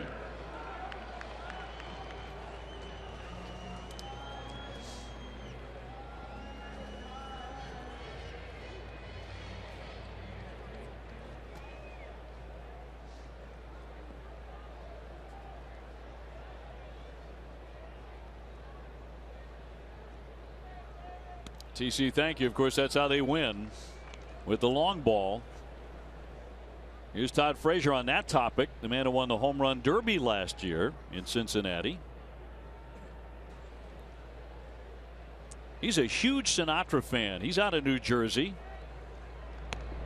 Frank Sinatra was from Hoboken, New Jersey. And Frazier, his walk-up song when he was with Cincinnati was "Fly Me to the Moon," which was appropriate. There you go. As a home run hitter. Isn't he from Tom's River? Yes. They had some great Little League baseball teams. Yeah, he was on those as he spins away from that. Won the Little League World Series against Japan when he was 12 years old, and he was the star. He was the outstanding player.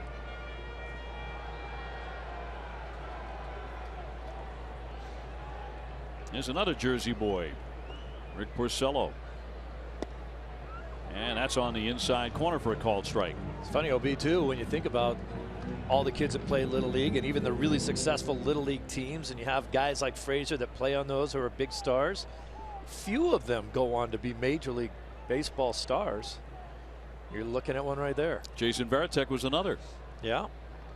2-2, big swing and a miss. It got behind the catcher, and now Hannigan will eventually tag him out. It did strike the umpire. Frazier, I think, is trying to say that he fouled it off, too. I don't know. And the home plate umpire, Mike Everett, says no, it was a swing and a miss. And then got behind Hannigan and hit the umpire. He's saying that's why he didn't take off, because it was a foul tip. Watch Hannigan dance around. Yeah, I don't think he fouled that off. Hannigan doesn't know where it is. It's behind the umpire. Now it's on this side.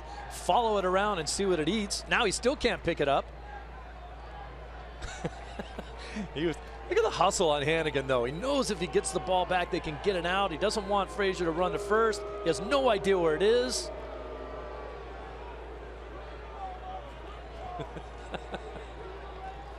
Little comedy. He's going to have to walk away on this one.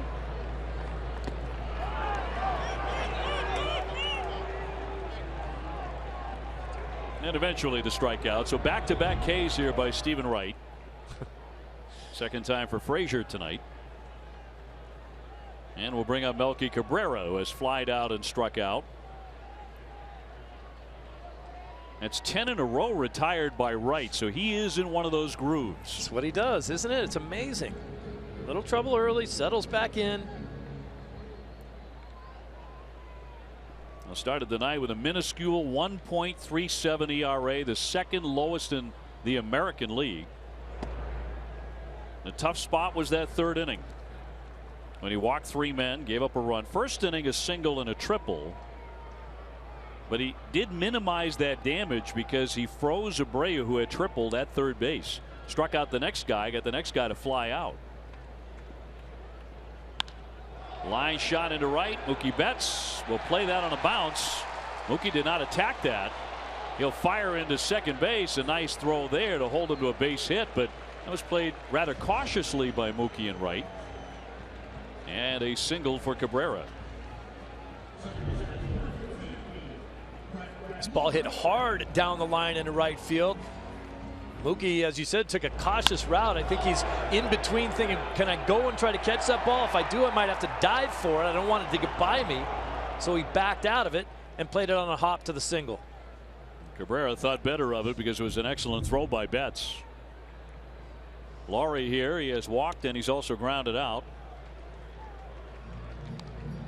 2 outs. If Mookie Betts takes a chance to dive for that ball, sure, he can catch it, innings over. If he doesn't, it gets by you. Now you put a guy in scoring position with 2 outs. This is a relatively harmless single. And one tap foul. Hey, for the first time this season, we can say this in the regular season. That is Carson Smith warming up in the Red Sox bullpen. And this is a great sign for the Red Sox because they are so high on this kid who they acquired from Seattle. Dave Dombrowski getting him, really stealing him. Big cut and a miss by Laurie.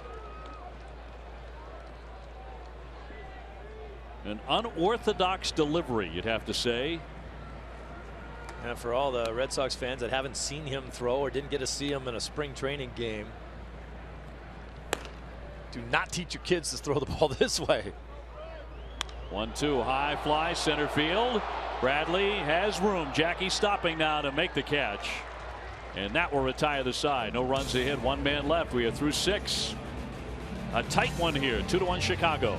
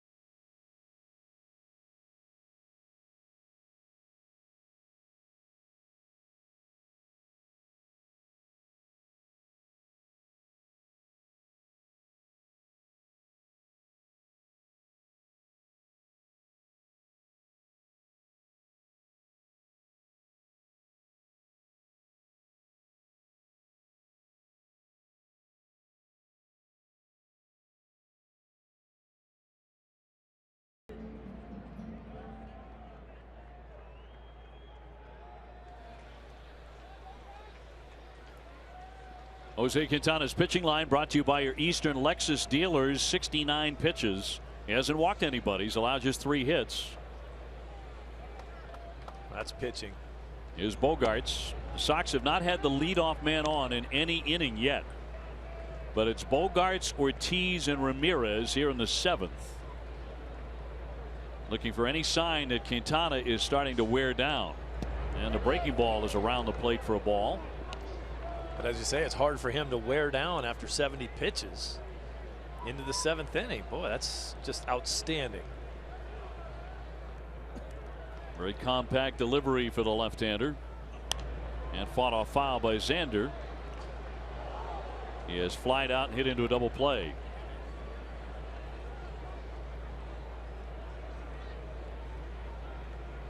I was telling you, I just saw the Cubs, the other first place team in Chicago, last night in Pittsburgh.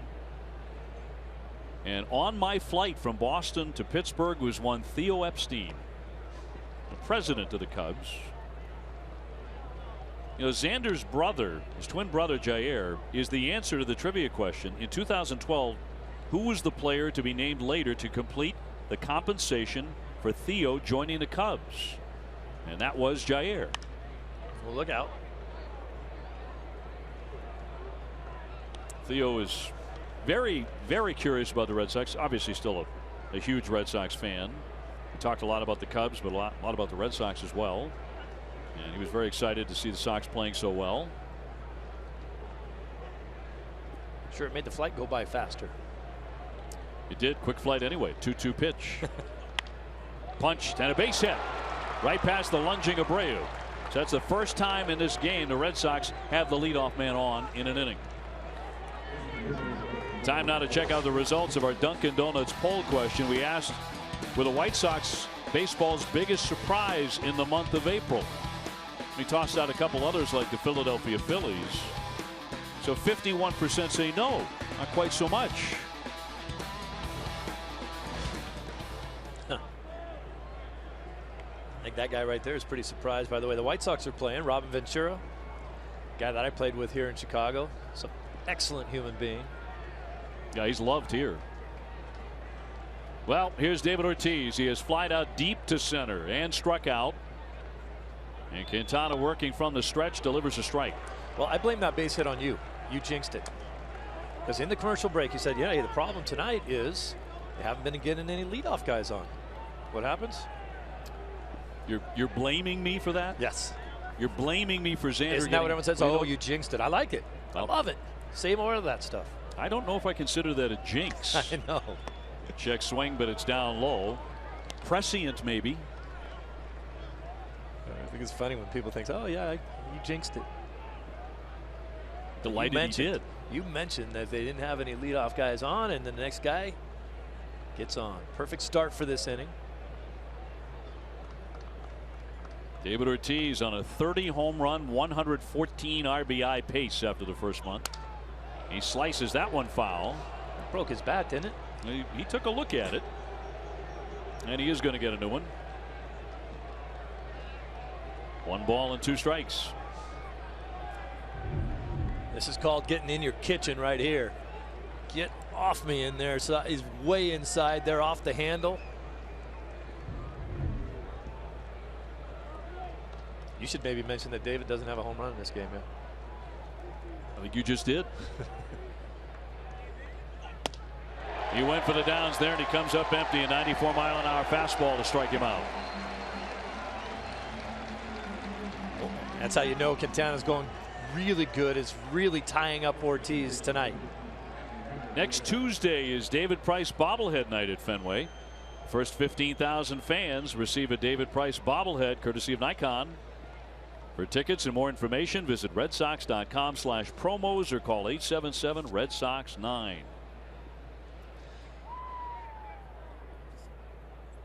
And Price coming off a rough effort against the Yankees.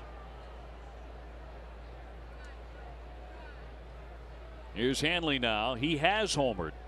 He hit a shot into the Red Sox bullpen to right field in the 5th inning.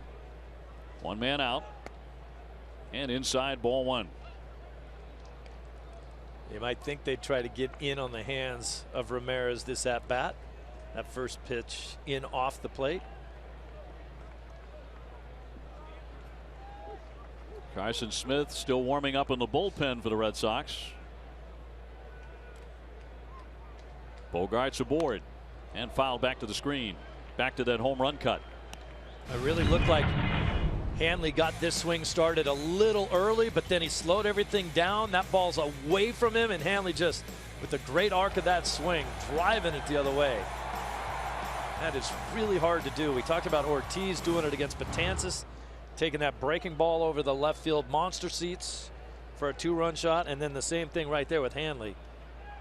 So hard to generate the kind of power it takes to hit a ball that far the other way. Out of here in about 3 seconds. It's just impressive.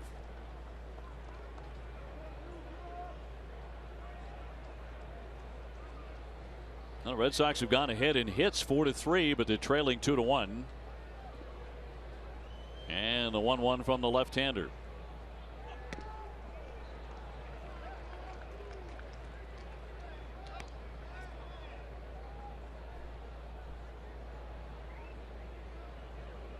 Quintana has been a workhorse. He tossed a career-high 206 innings last year, but it was his third consecutive inning. Third consecutive season of 200 innings and 30 starts. He's been a horse. He missed just a little bit low there at 94. So the count goes to 3-1. The defensive outfield for the White Sox all play very, very deep. We've seen Xander score from first base on balls hitting the gap. It would be tough to do that with these guys because of how deep they are in the outfield. They'll get to the balls in the gap quicker. 3-1 shot to center field, but it hangs up, backing up Jackson.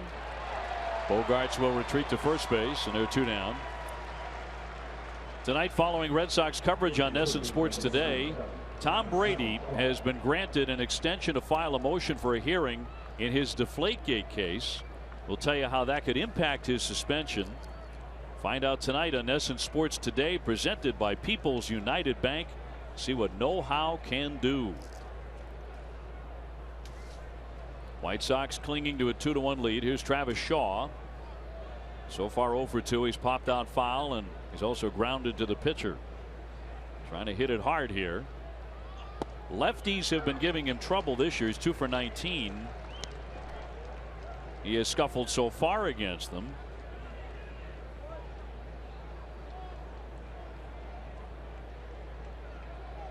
Bogarts aboard, led off the inning with a single, but now they're 2 down. 1-1. Career-wise, lefties have not given him that much of a problem. Doesn't mind facing them.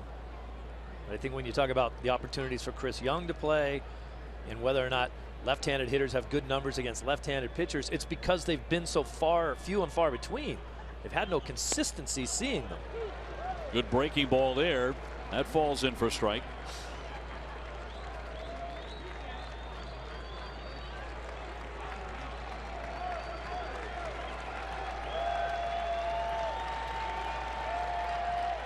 Two down and a 1-2 pitch to Travis Shaw. 2-2.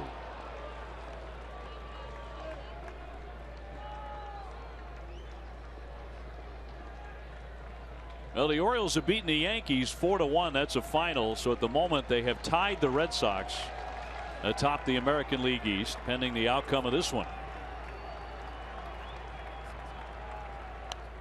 Foul back. Up. Ooh, got me. Ooh.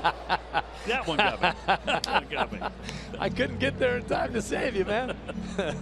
Here you go. Got me right in the wallet. Well, then if it hits you in the wallet, then it didn't hurt. It doesn't, actually. Oh, my goodness. I knew you were trying to get out of the way, but, you know, you can't stand up like that and let it hit you right there in the rear. I'm glad it did. Swinging a foul back. Here, let me help you with that. You reach out and you catch it. You don't go like this and have it hit you right there like that. I'm glad it hit me right there. You can give it back somebody in the crowd. Oh, my gosh. It's like a 40-foot drop down there. Yeah, I didn't want to do that. You're going to hurt somebody. It's way too far down there. Ooh, that was good. I like that. Actually, it did sting a little. Did it hurt? 1-2 pitch, a little bit high on Travis. Chris Young on deck. We got to start bringing our gloves up here. Yeah. I really got to start carrying a wallet. Yeah. It hit you in the right spot, man. It sure did. 3 balls, 2 strikes. Runner at first base.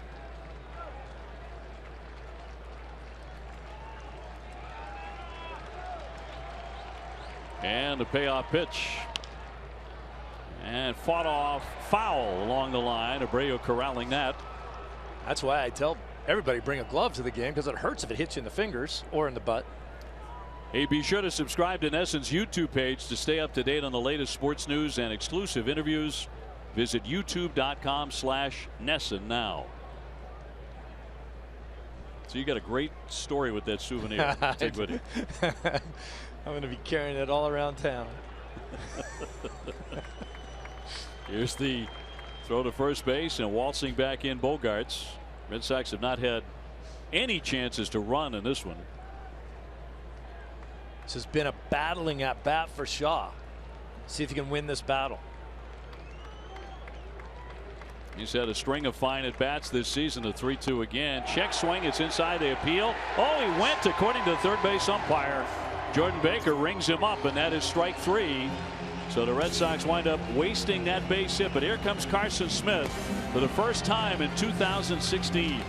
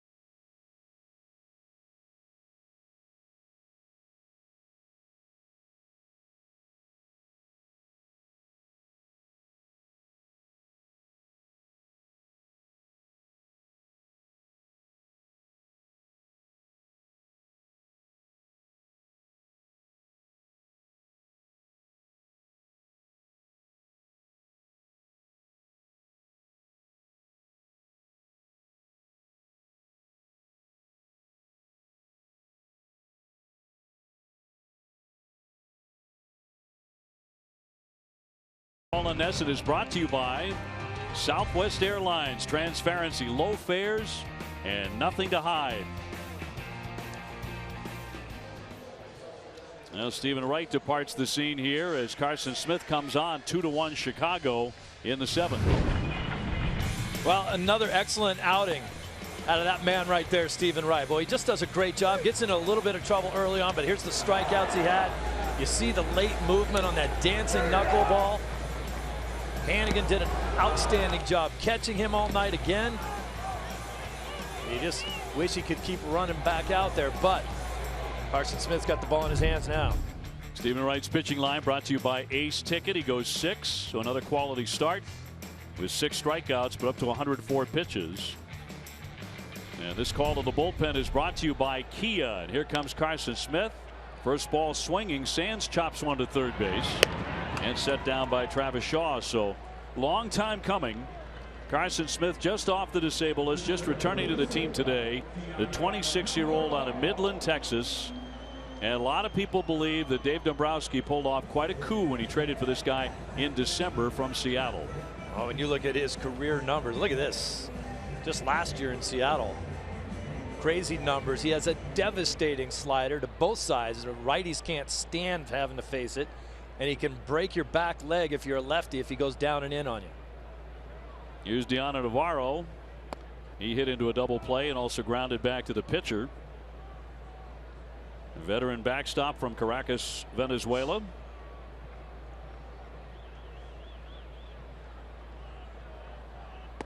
And the 6'6" right-hander deals a strike. This is his second full major league season. With Seattle last year, he made 70 appearances. He had 13 saves, 92 strikeouts in 70 innings. He had a .231 earned run average. At one point, he set a Mariners relief record for consecutive scoreless appearances to begin a career with 20. He's 6'6", but his release point is equivalent to a guy who's 5'10" because of the way he throws the ball. He said he developed his style when he was a kid playing wiffle ball, trying to figure out how to get guys out. Gets a lot of these. Another ground ball. Bogart's up and over. 2 down. Sox fans looking for the best seats to the biggest games. Check out the official Red Sox ticket resale marketplace at RedSoxReplay.com. It's the best place for season ticket holders to sell their tickets when they can't make it to the game.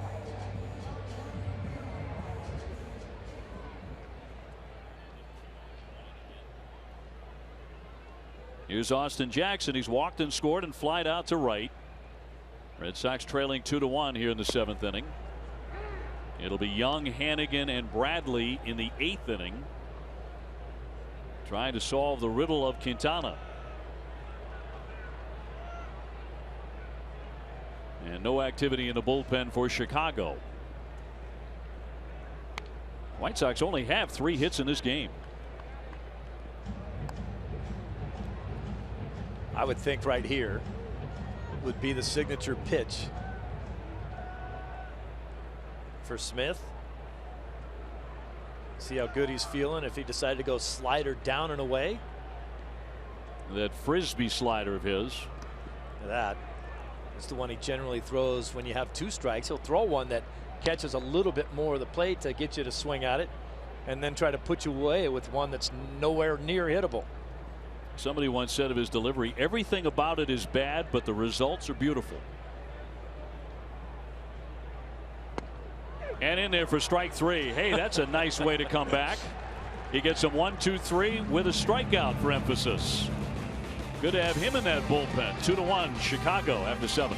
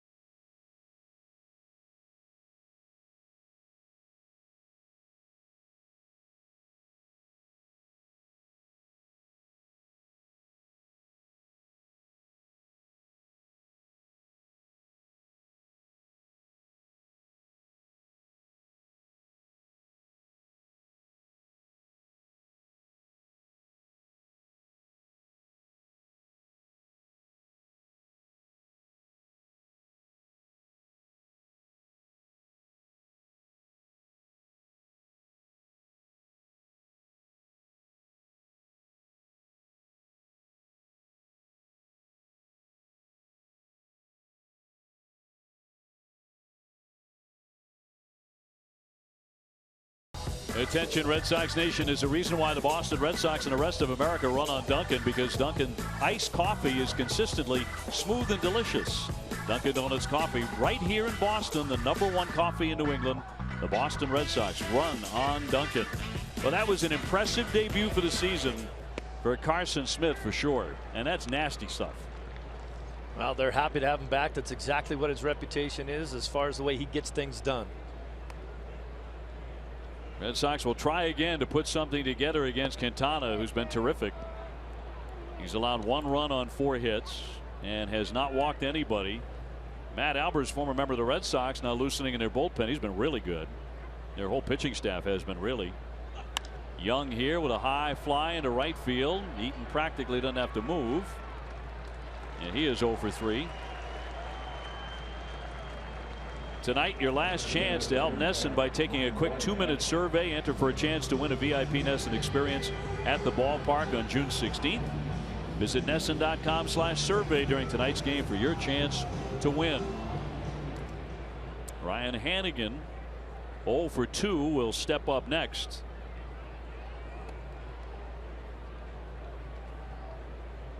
We mentioned Christian Vasquez will be catching Clay Buchholz tomorrow night after his heroics the other night on Sunday against Dellin Betances. And did you hear what Vasquez said about his home run against Betances? He said before he went up to face Betances, Chili Davis said, look for a fastball and hit a home run. It's exactly what he did. That's great coaching. Yeah, it is. I mean, look for a fastball and hit a home run. Wish I had coaches like that.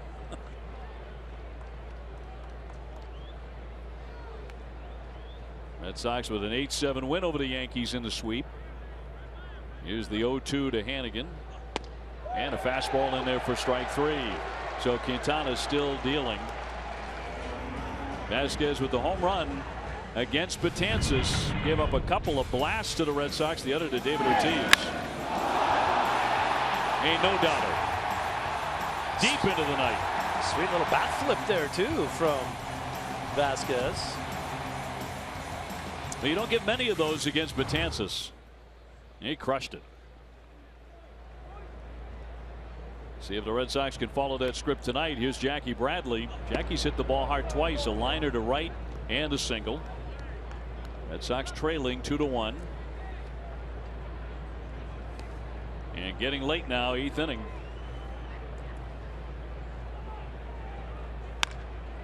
Another hard hit, staggering Laurie, but he's up and gunning, and he gets him. 1, 2, 3, they go.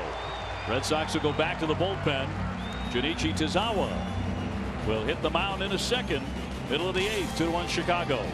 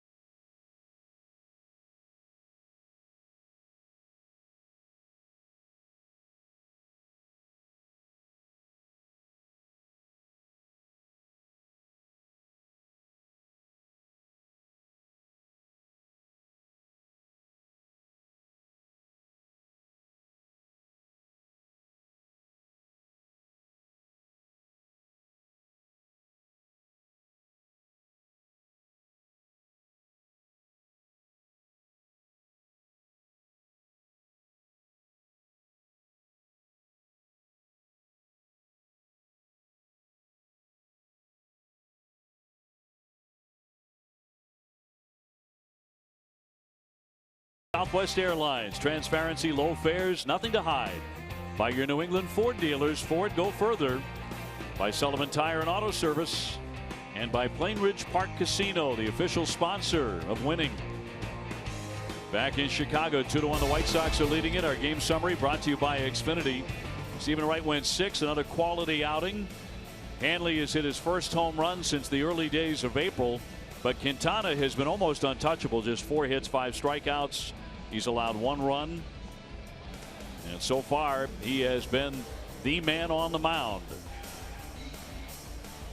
Carson Smith, the other man tonight, because he was impressive in his return to the club. As advertised, throwing strikes, getting some ground balls with the sinking two-seam fastball. Another one with Navarro at the plate. And we talked about a devastating slider. How about a jelly leg right there? Austin Jackson, have a seat. So Tozawa on here for the 8th inning and gets the top of the order. Eaton runs up to bunt, drops down to Beauty. There'll be no play. He'll have himself a base hit, his second hit tonight. That's about as good as you can do it. Doesn't matter where you're playing or what kind of third baseman you are, you're not throwing anybody out on a bunt like that. That's why Shaw picked it up, put it in his back pocket. Excellent, excellent bunt. And Eaton's a guy who's known to be able to do that. Sends up Jimmy Rollins, who's gone 0 for 3. In the 9th inning, the Red Sox have the top of the order. Betts, Pedroia, Bogarts, with David Ortiz lurking. Tozawa trying to make sure it's a one-run game to get there.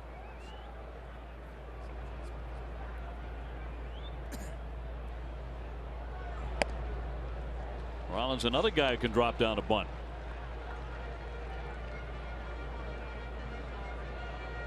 Maybe in a position where he has to drop down a bunt to sacrifice himself, depending on what the count ends up here. May take one shot at hitting the ball, then they may ask him to drop down a bunt. The 1-0, a little bit high. And the closer getting loose out there, Robertson.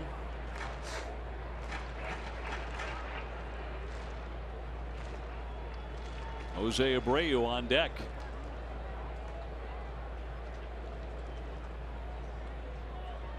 Each side with just 4 hits. And the 2-0 off the edge. He's being very careful there with Rollins. Now he's gone to 3-0. Their number 1 RBI man waiting on deck.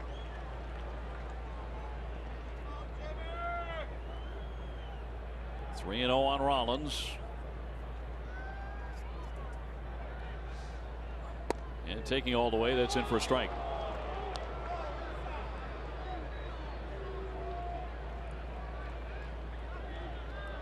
The White Sox have been winning with pitching, a 2.65 team ERA, the lowest in the American League.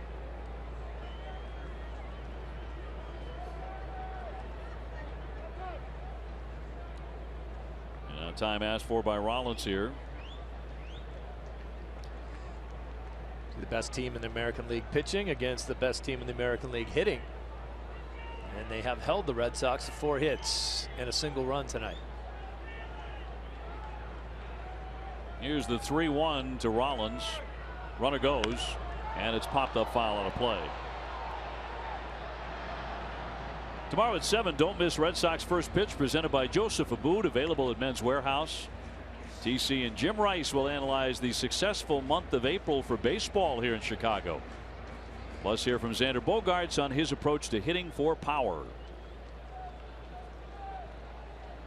Love to see him put that into play come the 9th inning. Yeah. I got to think you're running 3-1. You're running 3-2.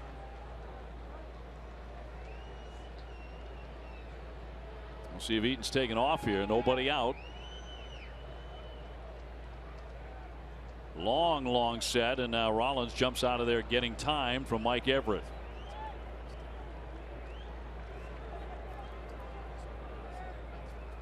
Tozawa trying to wait him out, see if he could get him to run and pick him off. Bogaerts at short has really shortened up.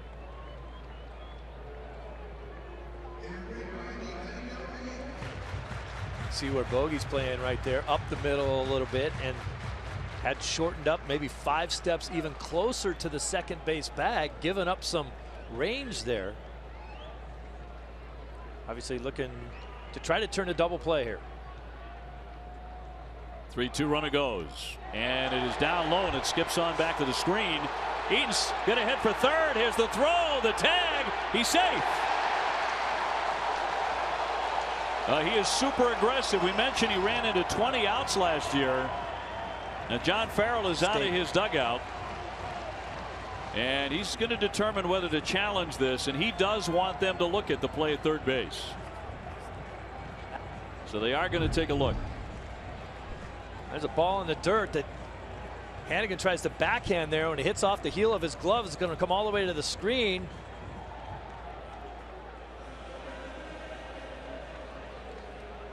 Third base umpire Jordan Baker was right there. Take a look at this angle. And it certainly looked like he got in there, didn't it?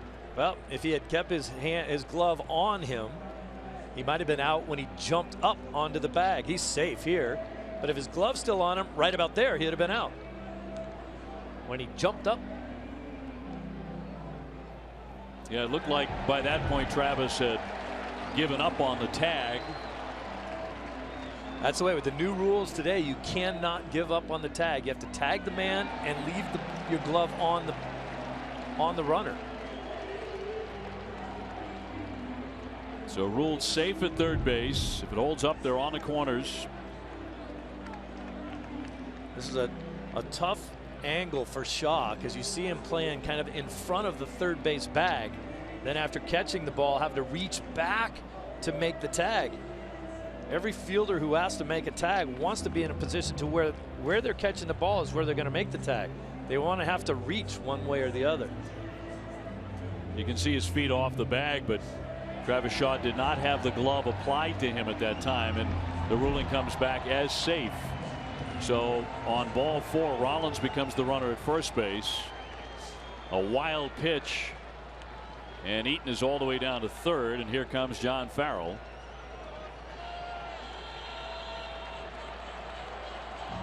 And nobody out, and Jose Abreu will be the batter. He's already been intentionally walked once tonight. That was in the third inning. He's also tripled in a run and struck out. So we'll see what they elect to do with him here, with Todd Frazier on deck, who has 7 home runs this season. 2016 CVS Health Charity Classic features more than the nation's top golfers. Don't miss the Charity Classic benefit concert featuring Grammy award-winning Lady Antebellum at the Dunkin' Donuts Center in Providence, June 28th. Get your tickets at Ticketmaster.com/Charity Classic Fenway. And the infield in here for the Red Sox. Nobody out. And just a huge hitter here tonight. 2-1 Chicago. We're in the last half of the 8th inning. 0-1. Well, I can tell you from experience that with a guy like Abreu at the plate, there's not an infielder alive who wants to have to play in. You're less than 90 feet away from a guy that can take your head off with a big swing. He tripled off the center field fence in the first inning, and that drove in a run. They added another in the third inning. Runner at first, Rollins breaks. That one is golfed into left field down the line. That's going to go all the way to the fence. Eaton is in to score. Rollins turning around.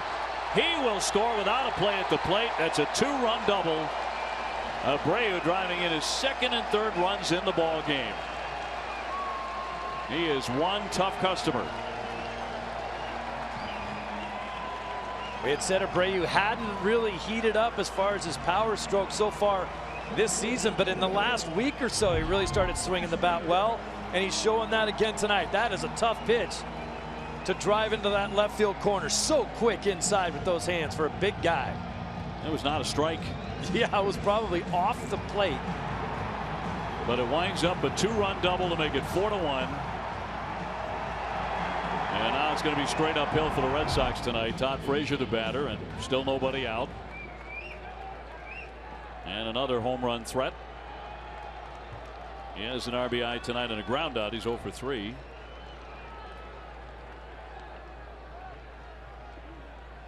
And he will take down and away for ball 1. Red Sox with an active bullpen. Matt Barnes getting going. Chicago has their closer Robertson all warmed up.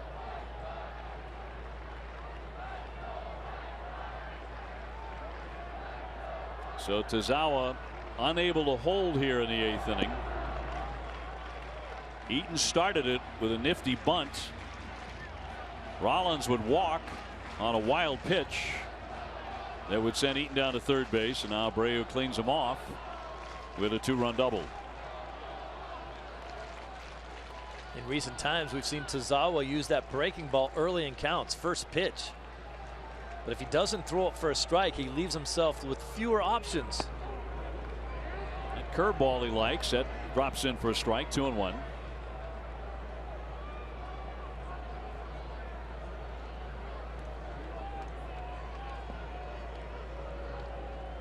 Frazier has 18 RBIs.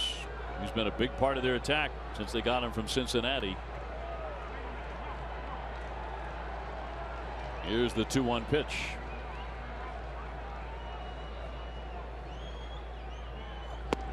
And a cut and a miss.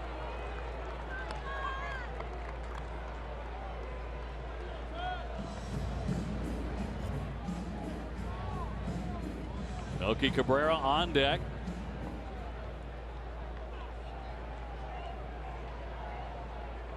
And Tazawa with a rocky 8th inning. Is 2-2 to Frazier.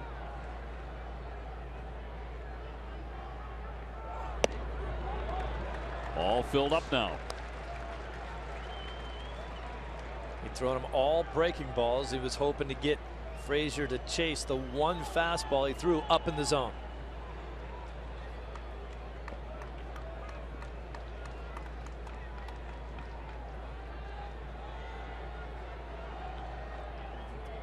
He says yes to Hannigan. Here's the 3-2 now. Oh. And inside, wow. He walked him. Close. That's the second walk of the inning issued by Junichi. First and second, still nobody out for Melky Cabrera.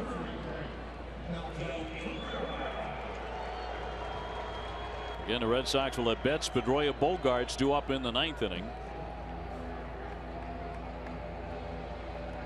We'll see if that's against Robertson or somebody else. Cabrera tonight 1 for 3 with a single. He's having a solid start with the bat at .299.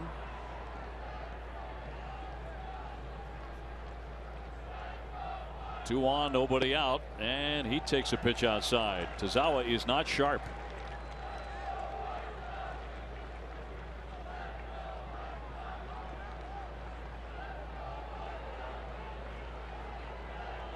Abreu at second, Frazier at first for Chicago. Ahead now 4-1.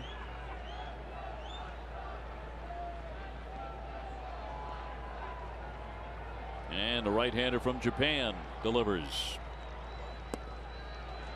2-0.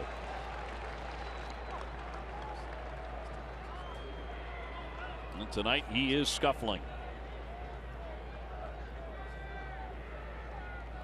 Stephen Wright went the first 6, gave up 2 runs, 3 hits, struck out 6. He did walk 4 men, 1 intentional. And a walk was a big part of the 3rd inning for Chicago, and they took 3 of them and they scored a run without the benefit of a hit. But Stephen Wright again gave the Red Sox a quality outing. Here's the 2-0 pitch. And that misses, according to home plate umpire Everett. 95-mile-an-hour fastball, but Tazawa did not get the call, and the count's 3-0. Now, if he walks this guy, the bases are going to be loaded for Brett Lawrie. Well, if he walks him, this will be his last hitter that he'll face.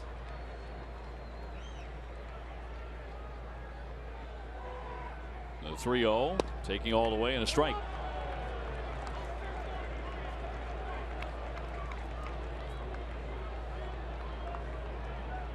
A single, a walk, a double, another walk, and a hitter's count for Cabrera. Tazawa's fastball is as consistent as any pitcher on the Red Sox. It is always 94 miles an hour.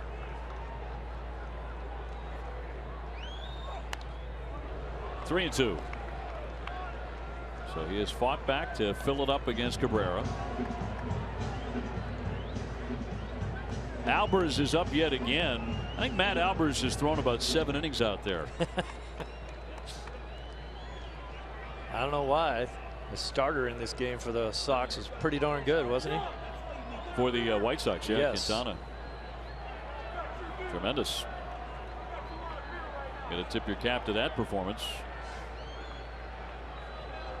The 3-2 pitch to Cabrera. Runners holding and knocked foul.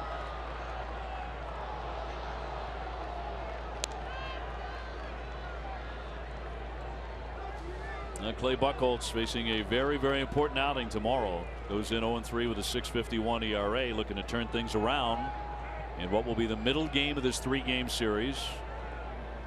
Henry Owens scheduled to pitch on Thursday, and then the Red Sox will go to New York and see the Yankees again for the weekend.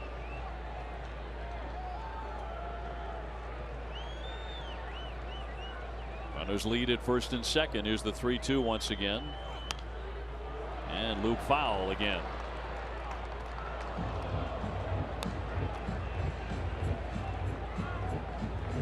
Tomorrow at 7:30, don't miss Red Sox Game Day Live, presented by DCU. TC and Jim Rice preview Clay Buchholz start tomorrow against the White Sox. DCU is Digital Federal Credit Union. What can DCU save you?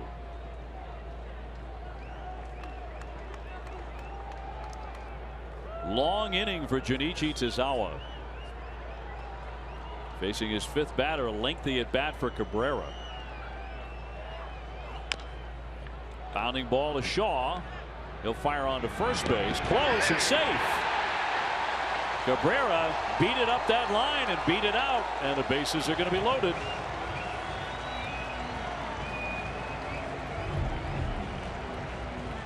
It's an ugly swing, right? An emergency hack right there, but that ball took a little longer to get to Shaw than he thought, and Cabrera hustling down the line the whole way. Fastball away, tailing. Cabrera didn't really want to swing at it, just kind of threw his bat out at it, and then was already running down the line before he finished swinging. That's a good job of good hustle right there. Now, John Farrell has already lost his challenge, so he is asking the crew chief if he'll take a look here. And they will take a look. And this could wind up going the Red Sox way. And of course, they could have turned him down. They have elected to go take a look. Take another look at it. Down the line, Cabrera.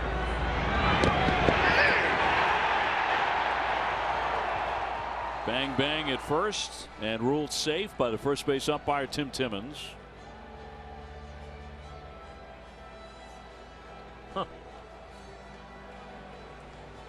It's a real good angle here. And that looks like he got beat by it. That looks like he should have been ruled out. Yep. And Tim Timmons missed the call at first base. And I think that's the reason why the crew chief said, we'll go take a look at it, because I think the other umpires had a better view that he was probably out. But we'll see. Stranger things have happened with replay and review, but he was ruled safe, and if they uphold that, the bases are going to be loaded here.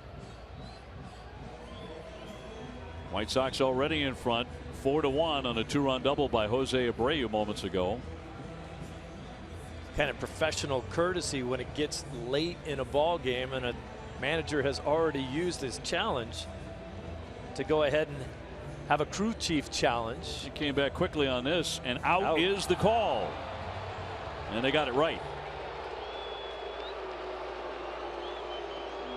The runners do advance to second and third, and Farrell will head on out to the hill here. That was a tough inning for Tazawa. And John will go back to the bullpen. We'll take a break as well. Now 4-1 White Sox, and it's Barnes coming on here in Chicago.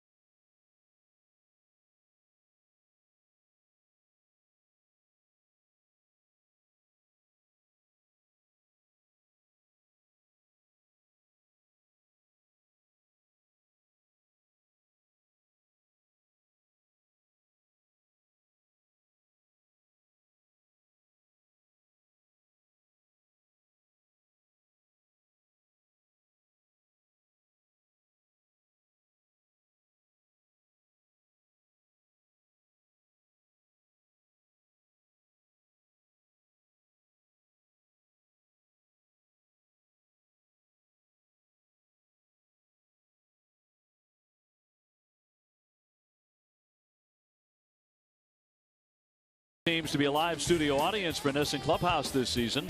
Visit NESNClubhouse.com and click on studio audience to enter your son or daughter's team today. So in the end, Tazawa does get an out at first base, but only the one out. This call to the bullpen is brought to you by Kia, and here comes Matt Barnes.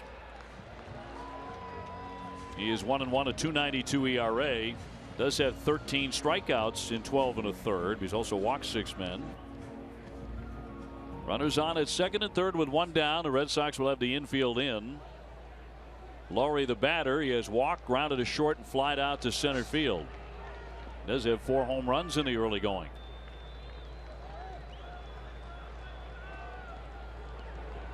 And Barnes ready to deal with one away. Ball 1. Wonder how the pitch, Lowry, here with first base open. You need to find a way to get 2 outs. And have a pinch hitter for Sands following Lowry. And that'll be Sanchez. And in there for a strike at 81. Hector Sanchez on deck.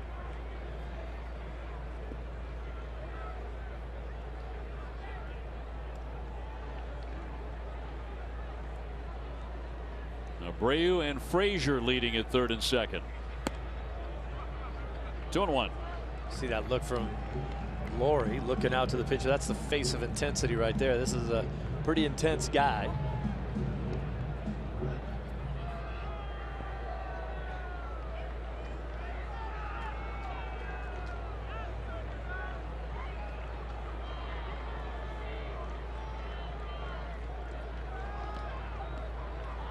The set and the 2-1.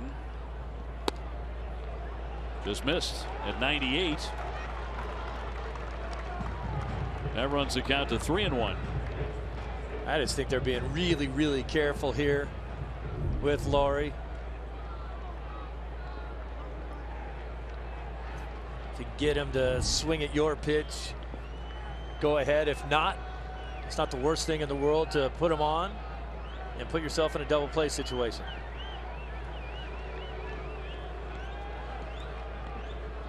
Here's the 3-1. And he missed with it. According to the home plate ump Everett, that is ball 4 and the bases are loaded. Well, in this inning, the Red Sox are lucky to have the one out they got on the overturned call at first base. It's a pretty close call right here. That is right out there on the black. But I think Barnes did a great job there. I mean, what he's doing is saying, hey, I'm not going to throw one down the middle just because you have a 3-1 pitch. I'm going to try to get you to hit my pitch. If not, we'll try to put ourselves in a situation where we can get a double play and get out of this inning somehow. Carlos Sanchez announced here. 1 for 6 for the season. No place to put him with one man out. Red Sox relief staff has walked 3 men here in the 8th inning and uncorked a wild pitch. Not to mention walks for the story. Single and a double. You're right about that. There's no question. I mean, 2 of them have come in to score already in this game, in a close game. Stephen Wright in the 3rd inning. He did walk 3 men, one of them intentionally. Tazawa with a couple of walks, and now another one from Barnes in this inning.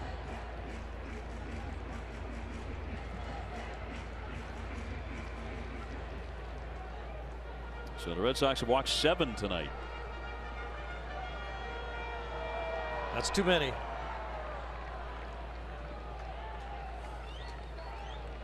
Bases loaded, 1 down. Chicago trying to bust it open. And Sanchez gets time from Everett.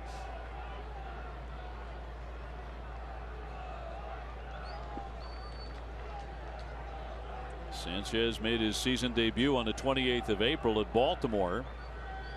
He was called up from AAA Charlotte right before the game. He had 309 there. Waved at and missed, and the count goes to 0-2.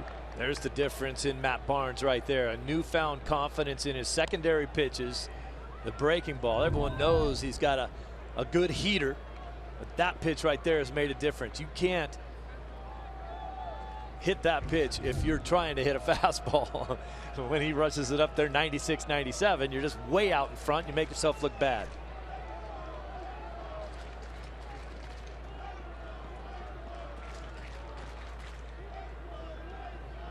Oh, 2 and cut on and missed.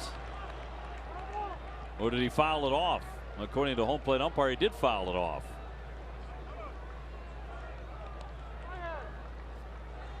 Everett now telling John Farrell, who doesn't believe it, does not believe it was a foul ball to hang in there. Hannigan's not really arguing there at all, so that would lead you to believe that it was. It didn't look like he fouled it off, but Hannigan's saying nothing.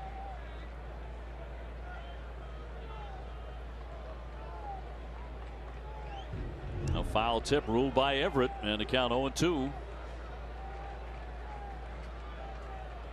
Bases loaded, 1 down. Too high.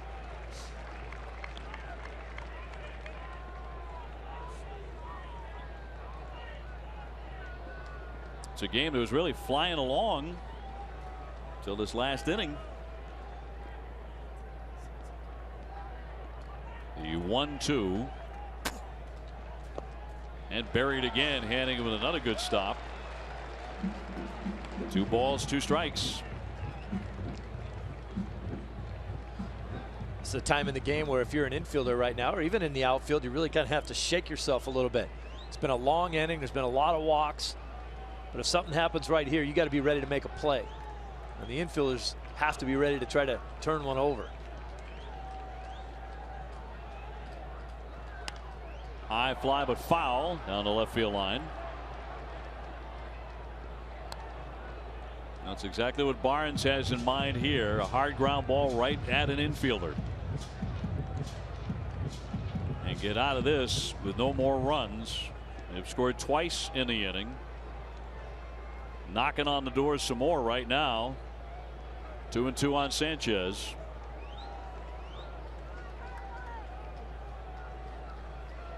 White Sox with a man at every base, and here it comes. Spoiled again. Abreu at third, Frazier at second, and Lowry at first base.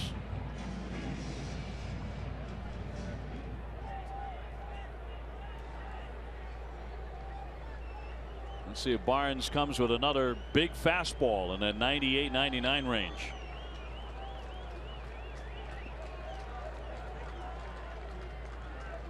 Here comes the 8th pitch of this at bat.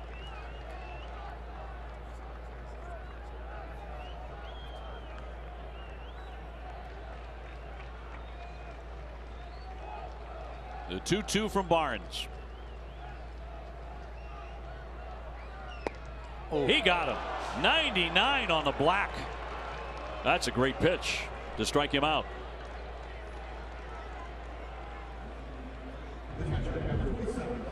Sit back and watch that one because you can't hit it. I just thought it might have been a little down in the zone. That is just filthy on the black.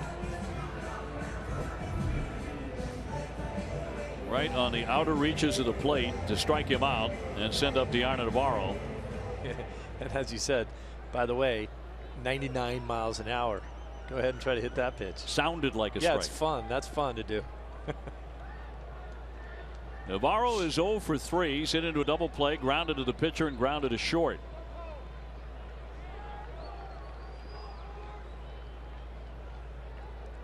Here's a guy who's had the moving company on speed dial. He's played for since 2010 Tampa Bay, Los Angeles, Cincinnati, Cubs in Chicago, Toronto, and now back to the Windy City.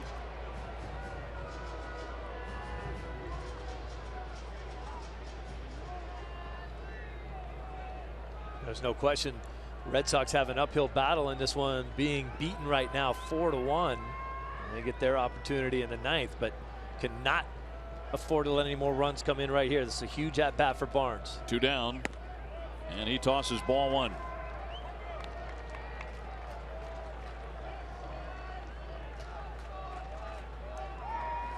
Game 1 of a 3-game series between these two first place teams coming in. Baltimore has won, though. The Sox had a half-game lead on the Orioles coming into play tonight. So at the moment they're tied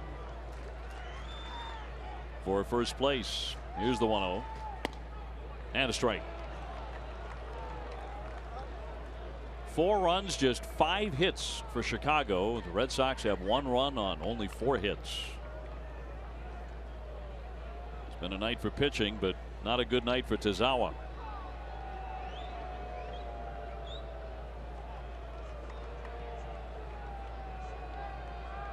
A ball and a strike on Navarro.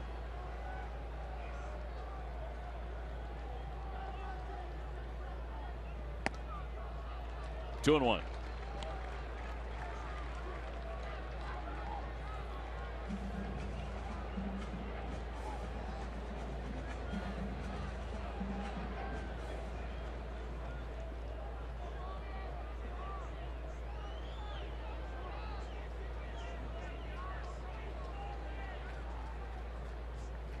They lead at first, second, and third with 2 down. Here's the 2-1 pitch from Barnes. And now he's gone to 3 and 1. That was the big pitch right there where he had to throw a strike, really. And Navarro was sitting dead red because I think he's watching, thinking, well, most of the breaking balls that he has thrown are not strikes. He's trying to entice you to swing at a bad pitch. Navarro again will be sitting dead red here. Austin Jackson on deck. He would be the 9th man to hit in this inning if he comes up to bat for Chicago. Here's the 3-1. Right through it at 98.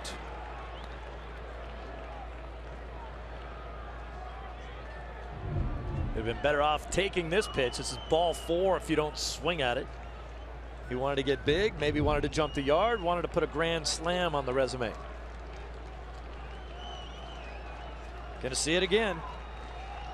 Bases loaded, 2 down, 3 and 2 to count on Navarro. And here it comes. Runners go, and it's swung on a pop foul. That'll make the stands.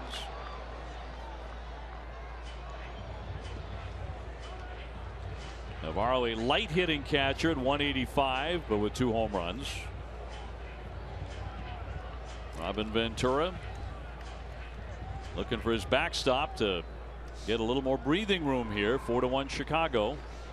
I don't know how long this at bat will last from here on out. We've seen 3 straight fastballs lately, but you got to figure everyone in the house knows that we're going to continue to see fastballs.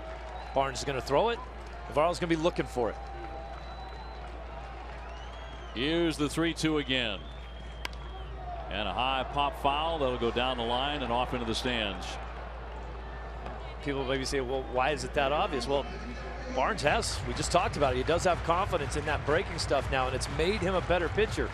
But many times when he throws his breaking ball, he's not intending it for it to be a strike. He wants you to chase it out of the zone and swing at it, of which he gets that to happen a lot. And in this case, if you don't, it's another run on the board. Has to throw a strike. Abreu at third. Frazier at second. Laurie at first base. 2 down and another 3-2 pitch from Barnes. And again fouled away as he pulled that one on the ground. Pretty good battle here.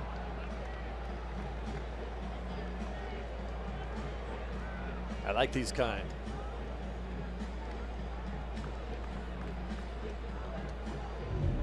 It's the last pitch that gets fouled off. This is cut a little bit.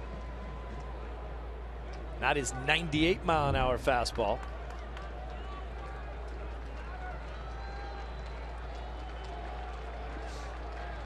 Barnes will try again to retire Navarro and get out of the inning.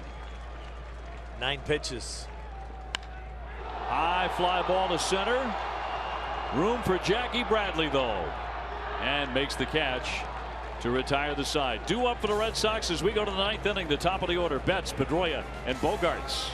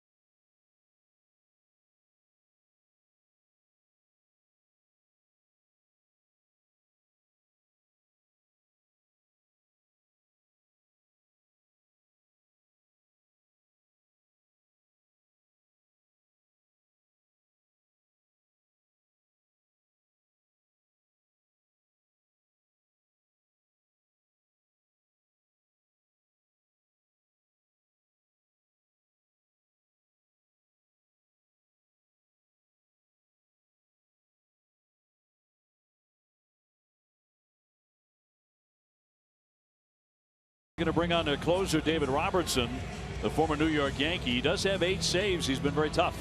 Yeah, he has, and he likes to strike guys out. Gets a ton of those. He doesn't walk too many either. He'll be taking on the top of the order here. Betts, Pedroia, Bogarts, and of course David Ortiz, if anyone should reach. Something I wouldn't have known about Robinson is he leads the American League with 81 saves since 2014. Just considering this White Sox team hasn't been very good, you just don't figure the guy who has more saves than anybody during that period of time resides here in Chicago. He's trying to wrap this up for Jose Quintana, who is exceptionally tough and in line for the win, as he allowed the Red Sox only 4 hits. Mookie Betts quiet so far tonight. He's popped up to short, grounded a short fly to right. 0 for 3. Red Sox coming in with a top offense in the American League, but for the most part been silenced tonight, except for a Hanley Ramirez home run in the 5th inning.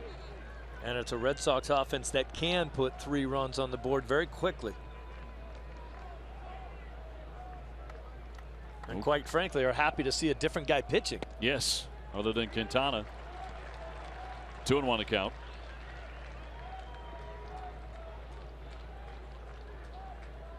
Mookie has scored 14 runs over the last 12 games, so obviously getting on a ton and getting in. He fouls that one away.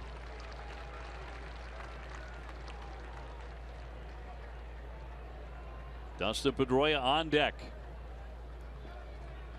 There has only been 1 inning where the Red Sox had the leadoff man on. That was the 7th. But the next 3 men went in order after Xander. Ground ball to the third baseman, to his left, Frazier, and got him. So it won't happen here in the 9th either. 1 man away for the Red Sox, and Pedroia coming up.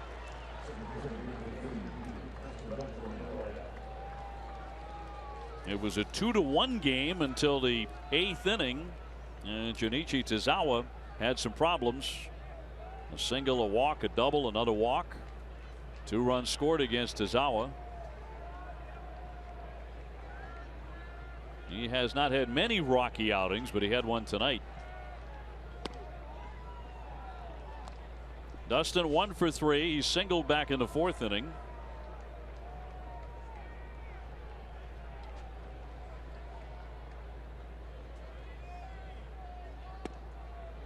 And in there for a strike. 1-1 on Pedroia.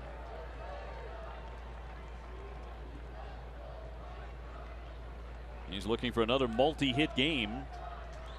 He's had 8 of those in the last 11 games, and he rattles that one foul.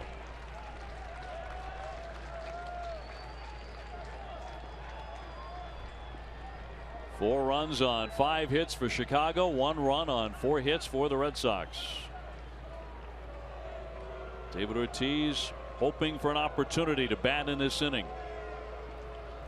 You can see why Robertson has had some success. Good fastball, good location, pretty tight breaking ball, throws everything for strikes.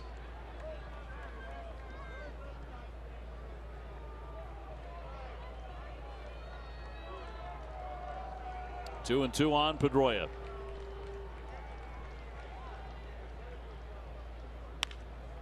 To the second baseman. Laurie up with that, and 2 fast outs there in the 9th. And Xander Bogaerts approaching the plate. He is 1 for 3 with a single.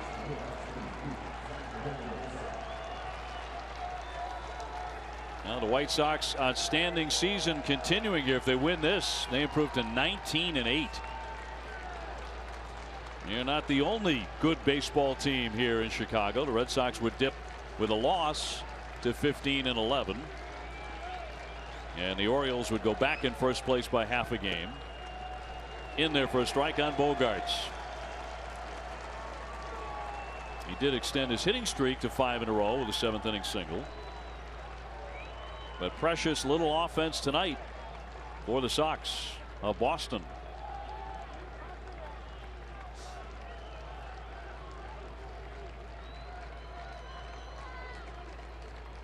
And Robertson with the 0-1. Now 0-2. So the Sox are down to their last strike.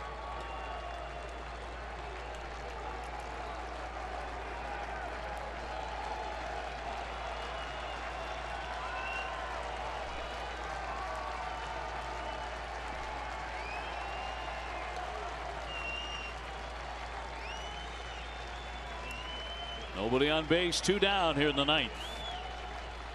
And the closer deals. Too high.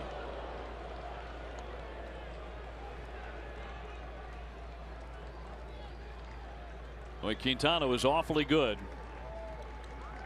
and deserving of a win the way he pitched.